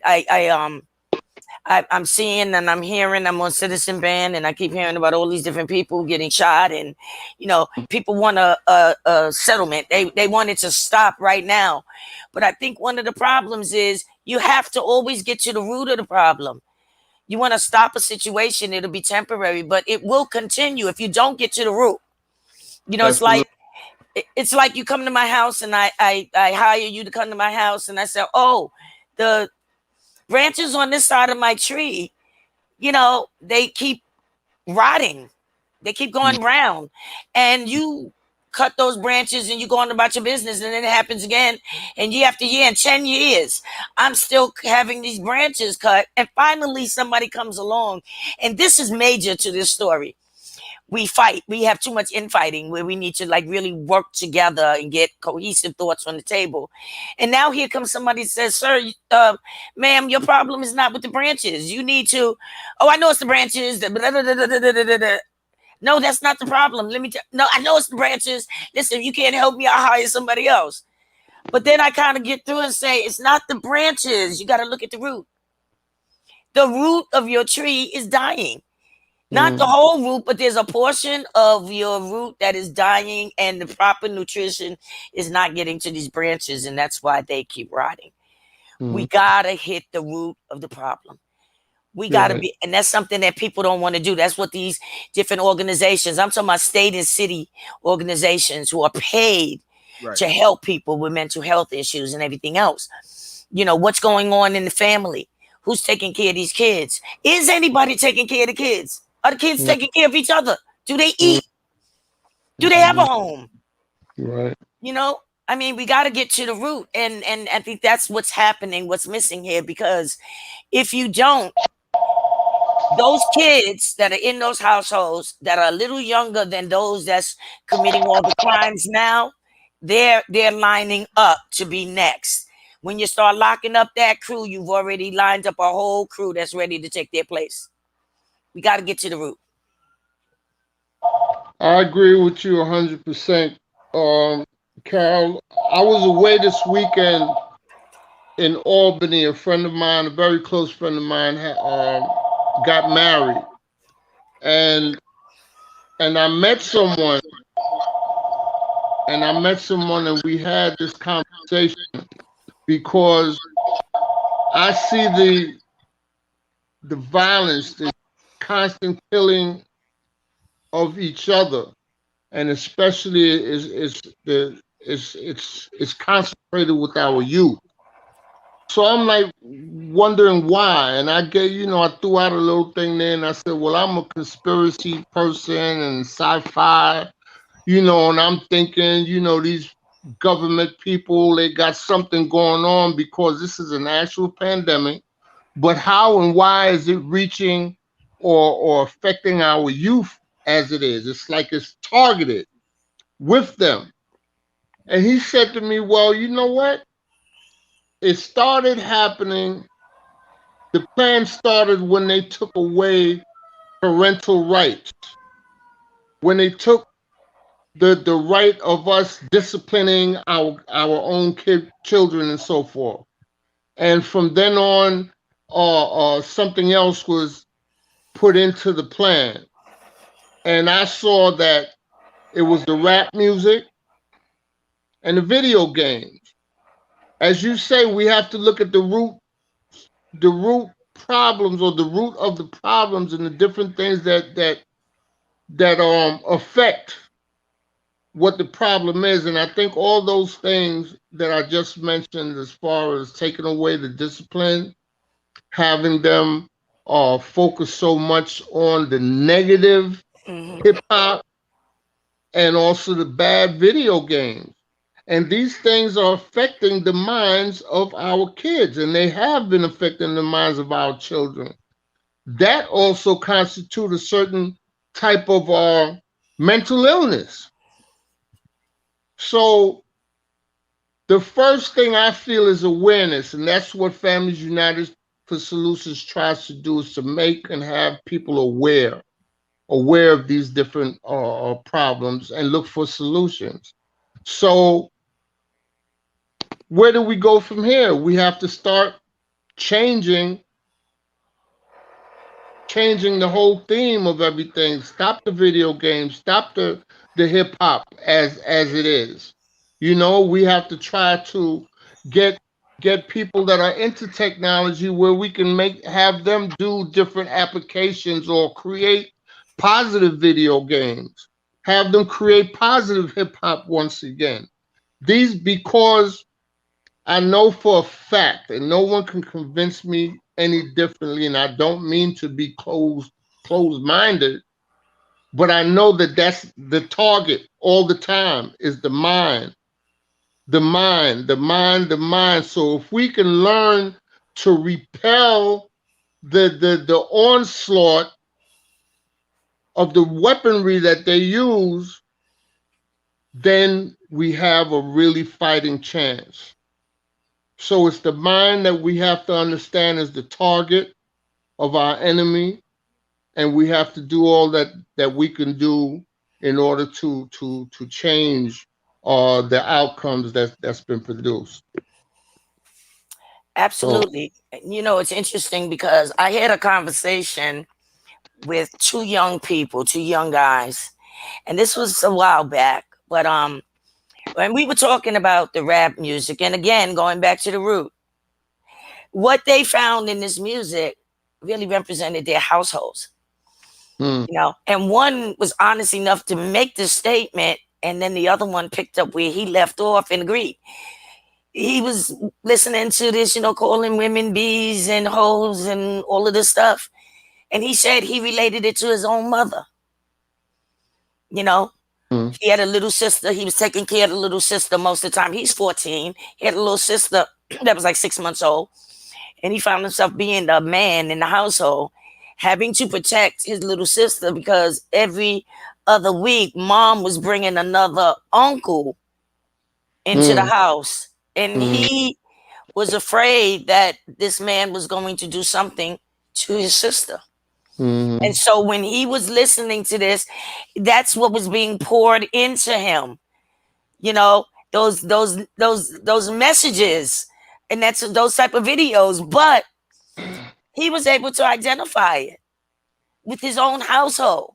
mm, And that goes back to what I'm saying, not knowing where they come from or what they have to live with on a daily basis and right. who's helping them.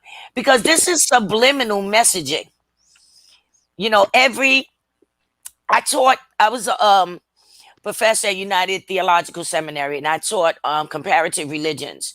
So in like every book that I read, like in the Bible, in the Mormons document, the Jehovah Witness, the Sanskrit, all of these different things all had something that said to the effect of be transformed by the renewing of your mind. It's Mm-hmm. in All your right. mindset. All right. So somewhere along the line, we have to get first an audience with these kids, make Mm-hmm. them feel comfortable enough.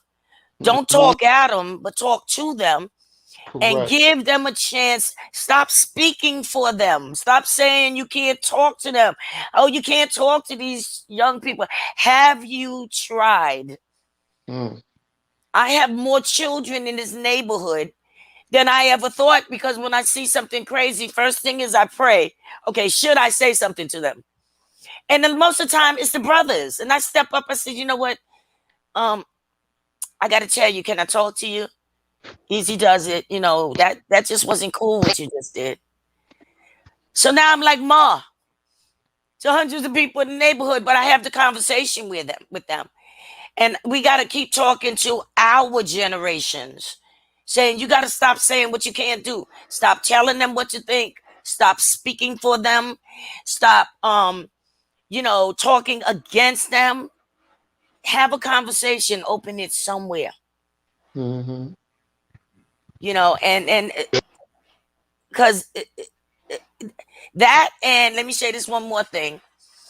The guns. Remember back some months ago there was this major thing going on all around the city with the firecrackers. Yes. Okay, so people were seeing these trucks, these big black trucks. The guys got out, they had on black pants, white tops, I believe white tops. And they would get out of these big black vans, and they would drop off boxes of firecrackers in different areas and just keep it moving.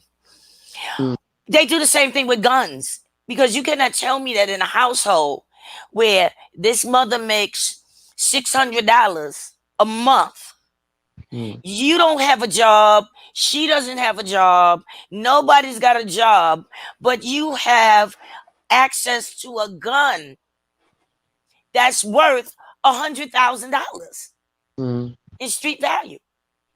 mm. So where are these guns coming from, unless they're coming from people who have the money to supply them, and they know exactly who to supply them to? Right, right. The real resources. I hear you, Carol. Definitely. And I agree with you about the open dialogue with the youth. And of course, what's important is their family. What's going on in the household? How are they being brought up? You know, I mean, there's so many critical areas that we have to look into because the enemy is covering all bases. They're covering all That's bases, man. right. So I don't think it can be at this point in time. I don't think it can be too many uh, community-based organizations, but the individuality, the separatism, Hmm. that's what has to stop. And we can't seem to get past the possible dollar sign.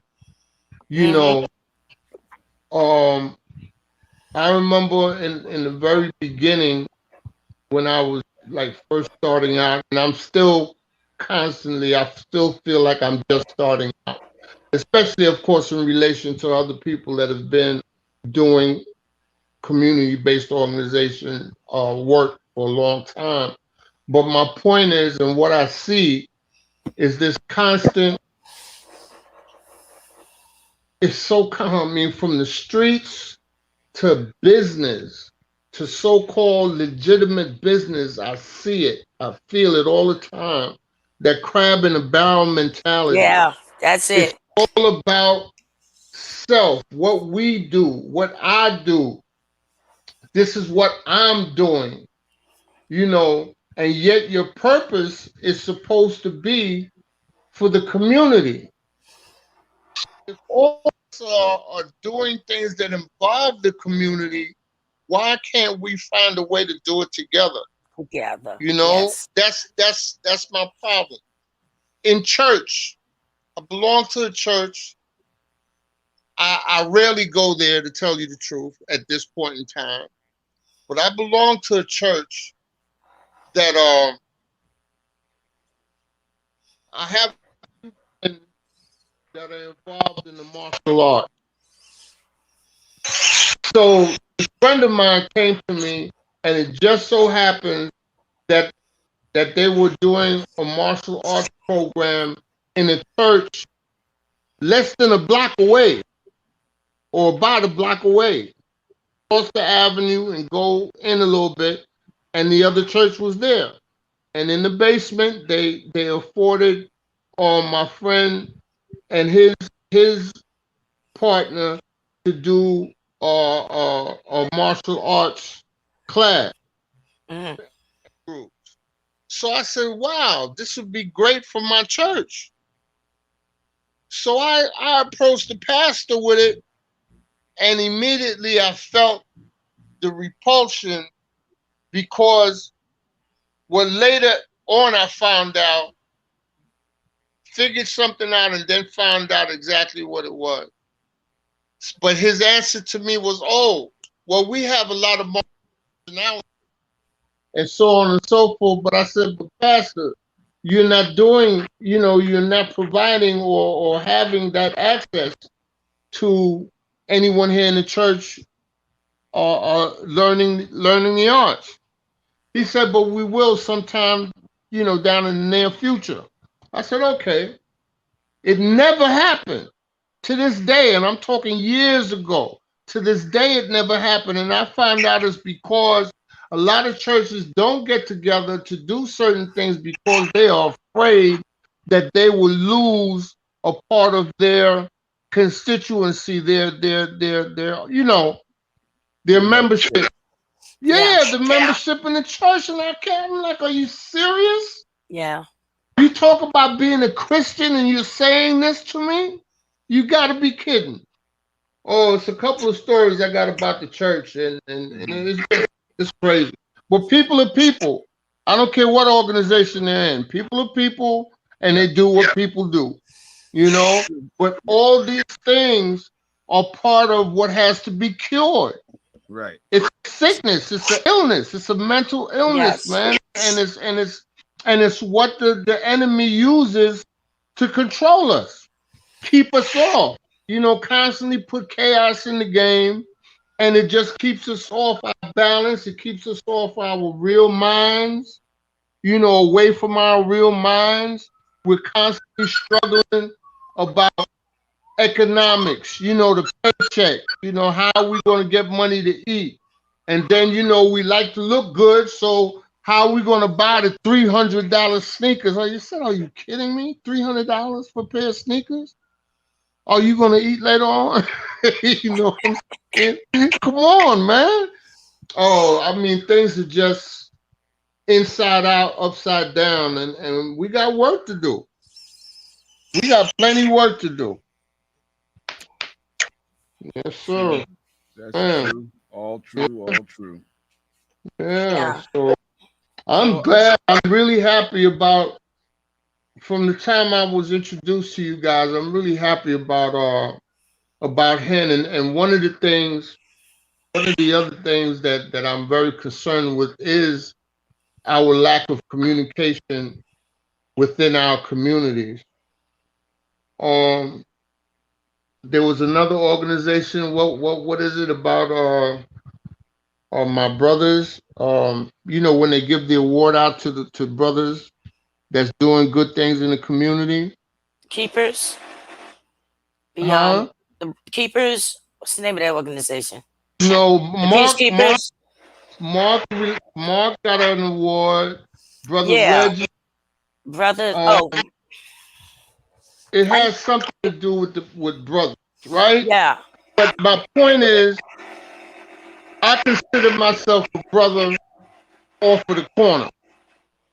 Basically, it's more to me than that, of course, evidently, before and definitely now after. But from being on the corner, you may get certain rumors about certain things happening, like gentrification. When I was coming up, they said the whiteys want us back, want Harlem back, and they're coming back, and this and that. And I'm like, man, get out of here. And then as the years go by, you start observing different things that's happening, and then next thing you know, boom, they're here. And it's a whole change in Harlem. Back to the point about communication. The regular or our basic community is not involved in community affairs. And that's why we need to go out within them or trying to reach them to let them know what is happening. That's why they have to do the local voting and so on and so forth. It's a constant education in some form that has to be applied to our people. We have to educate them one way and another. So this communication piece, there are a lot of good things going on, but a lot of us are not really aware of all the different things that's going on. Um, and we got to make that happen. We got to make that happen. And Hen, I didn't. I'm growing up in Harlem all these years, and I never heard of an emergency network. You know, I didn't know about a lot of different organizations that exist. If they weren't big named, NAACP, you know, um, and the other big ones. Um, I wouldn't know. I wouldn't have known about it. And I'm glad to have learned about it and become a part of it. So we gotta get we gotta find a way to communication get the communications better within our community. That's it. I mean, we have a lot of issues in our community, but we also have a lot of excellence. We have a lot Yeah, of creativity. We have absolutely. the strength of our culture. We have the strength of our spiritual basis, and I say spirit, not religion, because Right. regardless of your religion, we are always been a spiritual people, and we Hmm. find that channel however you find that channel. And Mm-hmm. so there's a key. We have to be kinder to each other and more respectful to each other, not only in what's common but what our differences are. And Correct. so, even within, you have within the Christian community, there's 10 million different denominations. Then you Yeah. have Muslims. You have a number of different ways that people practice their own faith, and we Mm-hmm. have to be respectful of how people do that communication with the creator. It's Absolutely. nobody else's business. You know, we gotta be respectful about people make choices about, their gender identities. Nobody else's business. We need to operate with the understanding that we're all not going to see everything the same way. And that should not prevent us from moving forward and collectively using our resources to move forward together. You know, God gave us two eyes. Your left eye doesn't see exactly like your right eye. You have to put both images together for you to perceive depth. If you have just one eye or the other, you can see, but you can't see and you can't perceive depth the way you can with two looking at a slightly different angle. That's the approach that we have to take. Yes. If the left eye spent all day arguing with the right eye about what they're seeing, you would never get anywhere. Yeah, absolutely. Okay. That's right, Bob. I like that one. I you like know, that you I just be say, walking which around way in do we go? circles. Which way do we go one. now, George? Yeah, right? Which way do we go? Exactly. And Yeah, and and if one said no, we got to go my way, not your way, you're never gonna go anywhere. exactly. It's that simple, and yet we find ourselves arguing over the most insignificant things. You know, Yeah. when at the time that we're engaged in insignificant arguments, other things are happening that have significant impact on our lives, and we don't have the bandwidth, we don't have the attention span to deal with the real issues. It's why we answered this call. I didn't never thought I'd be doing emergency Yeah, preparedness. This is not, absolutely. you know, but you know, once it got presented, it made sense. It's like, of course, we should be doing this because Mhm. we've been under siege. We've been under siege here. We've been in an emergency situation for over 400 years. Right. Okay. But All right. acting like we're not is not going to do it. I Mm. mean, Hmm. so, if we don't transform our minds to be able to deal with the emergency mindset, as well as deal with, as you said, Carol, the problem from the roots, not the symptom. Mm. Pain is a symptom. Pain is not the cause. Pain is not the disease. We've been in Mm. pain. We want to just get rid of the pain, but just taking an aspirin doesn't help you if you haven't solved the reason why the pain came. You know, Hmm. and that's or taking some sort of sedative. Let me put me to sleep and pretend that the pain doesn't exist, and that's Mm. what a lot of happens in terms of drug and alcohol abuse. It's it's Right. it's, Right. it's just an attempt to get rid of the pain, and Yeah. and we understand where it's coming from, but it's misguided because if we don't get to the root causes of the pain, you're never going to have health. You're never going to live pain free if you can't get to the cause. And we have Right. to look at that metaphorically in terms of how we proceed. We have to get to the root. You know, We have to uncover the our positive history that gets continually erased. They're so quick to come back with the negative history or the stuff that doesn't challenge the status quo. You know, Mhm. taught us Absolutely. all about George Washington Carver and the peanut. I learned that growing up. I had a George Washington Carver book, you know, 500 uses for the peanut, 1,000 uses for the sweet potato. And I'm not saying that to disparage him. He was a genius. Yeah. But, you know, Nat Turner, we didn't hear about Nat Turner too Right. much. you know, they didn't want to. They didn't want that story told. There's so many of these other stories that don't get told. Hold on, Robert's coming back in. Yeah. I'm Yeah, sorry. I don't know what happened. yeah, no problem. And I was just Yeah. saying that they'll teach us about George Washington Carver, but they won't Mm. teach too much about Nat Turner because he Okay. threatened it. Threatened the Hmm. system. And Right. so, we what also threatens the system is our excelling.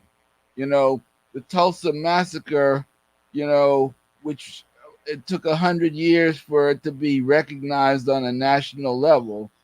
And what was happening there when you had a community that was developing that had its own economic self-sufficiency. That was the thing about that section of Tulsa, the Right. so-called Black Wall Street. It Hmm. wasn't Wall Street, but it was a it was that's a nickname, and what it really Right. Hmm. meant is this is a economically self-sufficient black community that and those are very rarely existing in most of our communities. Even when we have masses of people, we don't control the economics behind it because we don't control creating enough of our own jobs. We usually don't own enough of our own homes or real estate, and we don't usually have an economic engine where we could feed ourselves and our family without having to go to somebody else and interact with it. And so, um, Black Wall Street was a threat, and the threat was dealt with. And after the threat was dealt with, the information about it was basically erased. And what we're Yep. seeing, today in this country, 2021, legislation happening in southern states to control how history is taught, which seems to be, to me, should be a violation of the First Amendment, that they're trying to control this blanking out of history and this whole nonsense about you know critical race theory is Yeah. they're trying to fight against that. And these are number one, even though they're real theories, they're not even taught in high schools Right. at this time, but they're using this as a rallying point to try to control the narrative on the history, because that is the biggest single most determining factor. And it goes back to what you said, Robert, about controlling the mind. Because Hmm. if we can control the history, if we can erase examples of self sufficiency and excellence and not Greatness. show that to people, we can only Hmm. show negative stereotypes, or we can show, and this is why the co opting of hip hop, because the values that hip hop were founded with are not the values that are imbued in most of the commercial aspects of it that we see today. And at the same point in time, most of the economics of it doesn't come our way. We get some of it, but we don't control it because we haven't controlled the distribution. Right. So, we see all these things to say, here in 2021, we're not only facing the systemic problems that we've always been facing with, but we're facing a lot of modern iterations of it that are even more complex. And that's, unfortunately, why it seems to be sometimes so difficult to get people to pay attention. One of the other tricks I think they use is just overloading people with useless information so that you can't get to the useful information. Right. Absolutely. Hmm. Well, Yeah. Robert said distraction. it. Robert said it when he was saying it's a trick. It's a trick. Mm-hmm. Everything that goes up must come down. We may not all believe or study or pray the same, but everybody has a power greater than themselves. All the people that have a spiritual knowledge and those that have a religious knowledge as well. People, there's something that they all pray to, you Yep. know. And so in the interim, that's not what's controlling because it's always going to direct you in the right place. It has the power. Anytime I say that the God that I serve, that the enemy can out-talk him and lead me in the wrong direction, there's a problem with the God that I serve because he's always got the power. He's always got the upper hand. And I think what's happening, in particularly in a lot of churches, he doesn't have the upper hand in a lot of these cases because the whole thing about this is it's all about community. He says, I'm my brother's keeper. Mhm. I ought to be helping you, not fighting against you. Like you said, the crab in the barrel mentality. How you have people here, you've got people here. We always talk about it. You got 10,000 bottles of water over here, and 3 doors down, they need water. And we're both, religious institutions, if you might. And you need water, but there's no connection. We got the water right here. We could give you water, but you won't connect with us. You have your Right. own thing. And what's happening in the community with the crab in the barrel mentality, everybody who did the song, put your name on it. Somebody did a song, put your name on it. They put a Anyway, ring on. put a Put a ring on ring. it. Well, I'm going to Yeah, change that to Beyonce. Beyonce. Yeah. Everybody wants to put their name. Everybody wants to put their stamp on something to say, I did it. Not True. Yeah. we did it, Right. but I did it. That's Right. what I love about our organizations. Because when it comes time to give in accolades, we give them to each other. Okay. When it comes Mhm. time to do the work out there, we give it to the organization. Mm-hmm. You know what I'm saying? It's not like we're working with Harlem Emergency Network, but I'm Carol Johnson doing it. No, I'm Harlem Emergency Network. Mm-hmm. So that we always get the credit for what we do. So when we try to work with people, everybody wants to put their name on it. And I'm like, the only reason why Harlem Emergency Network with this what we're doing here in New York North stands out is because Harlem Emergency Network is the foundation of this network that connects with other networks around, the city, the Bronx, the Westchester, um, all the way upstate New York, but it's Harlem Emergency Network that connects all of them. So when you have something like that, you got to have somebody who holds it together. But we don't do it alone. We've got 5 different networks or 6 different networks, and you have an incident commander over each one of those networks. And then all the incident commanders come together and we decide what is best for the network. But see, that's not putting it in Harlem Emergency hands. It's all of the groups come together to a united front. And we talk, we figure it out, and then that's what we disseminate to the team. And that's what I love about HEN. That's what I love about my other group, the East Harlem Co-ed. You Mhm. know, we work together. And the thing is, it wasn't a matter of trying to get pats on the back, vying for a $2 certificate when this is all over, when somebody decides they want to have a dinner, awards dinner, and give everybody some dried chicken and some dried up potatoes. We're not vying for that. We're still doing the work. We were doing the work straight through this pandemic. Why? Because we were doing the work 10 years before the pandemic came. And we're not getting paid. But there's a lot of people that just want to be in charge. So when you see a march happening over here, let's stop gun violence, and you know that there's somebody else who has the same type of thing going 10 blocks in the other direction, why are y'all not working and marching together?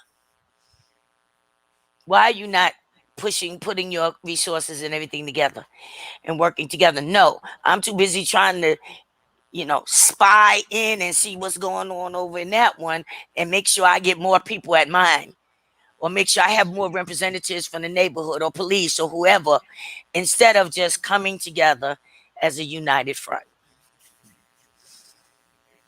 You know. So I think we're gonna wrap up fairly soon. Robert just dropped off. I'm gonna let him come back in. But We're gonna put we him had in Wale land. You gotta put him in Wale yeah. land. Wale, you got a vacation, buddy. Yeah, there you go. But we actually went 45 minutes longer than we said we were going to do it. But it was good conversation. I'm glad he Yeah, came in.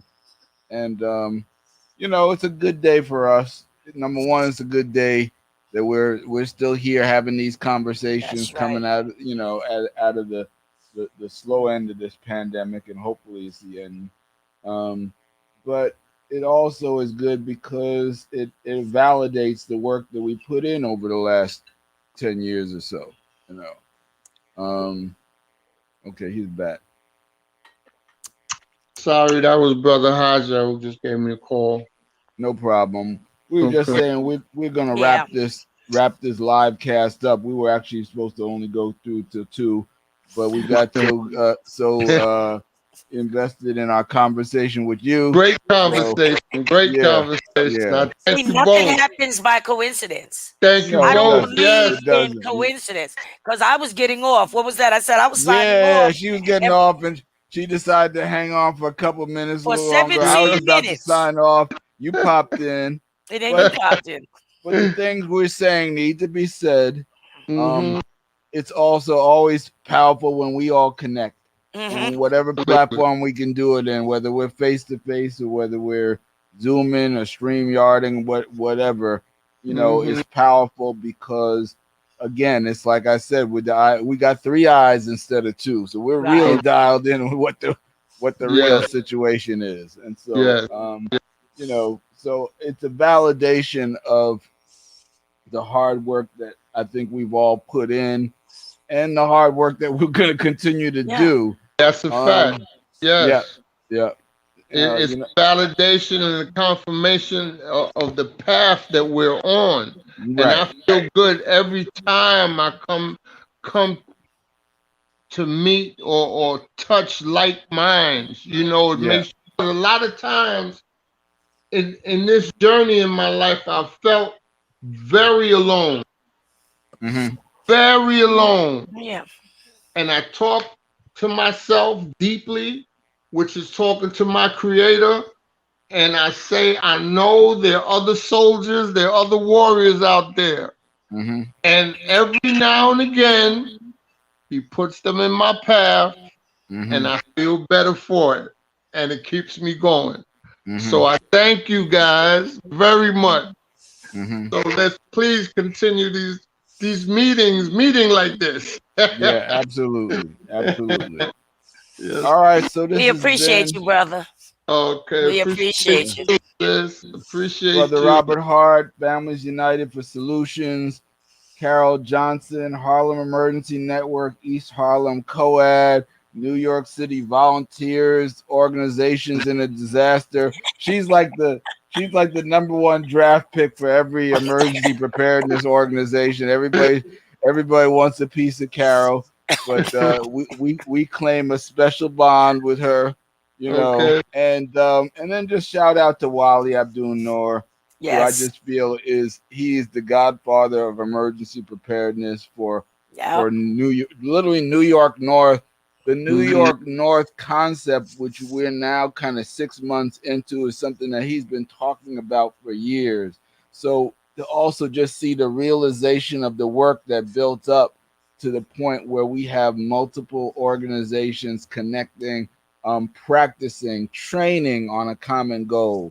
And that's the Mhm. other thing that we also know, that it's just like martial arts. You don't get to be a top martial artist without training. You That's. don't get to be good at being prepared for anything without training. And Mhm. so, we do the training. We do what needs to be done on a regular basis so that we could do what would need to be done during an emergency. And Hmm. this is a component of Black excellence. And we have to start isolating what we do well. We spend Mhm. too much time talking about, we know all the problems. So, and sometimes we wallow in the problems. We Yeah. need to wallow in our excellence. We've Mm. had excellence. We have elders who we've seen. We've seen people who look like us, who we know do extraordinary things, and now all we want to do is figure out how do we connect more and more of the excellence together without getting Yes. into ego battles, and connect upon a common goals and use our excellence to create forward movement. And Yeah. I am always optimistic that we have the power and ability to do it. Mm. And at the same point in time, we have to be rigorous about not accepting mediocrity. That's right. Sometimes Yeah. we accept too little, and I Yeah. think it's directly related to people's sense of identity and self-worth they have been tricked into thinking that they don't have power. We sometimes are tricked into thinking we don't have power. We have power, and we can amass more power, but you can't amass power without an identity, a sense of self, a sense of community. When we can move together with purpose, we have a lot of power. So that's my Yeah. preaching for today. Get off my soapbox. And thank you, Reverend Bob Okay. and Pastor Hart. Let the church say amen. Amen. Amen. Amen. Amen. That's a fact. All right. All of you all have a great and blessed day. Yes. And let's keep this community safe. Yes. Yes. Yes. Yes. All right. Take care. Peace and Okay. blessings.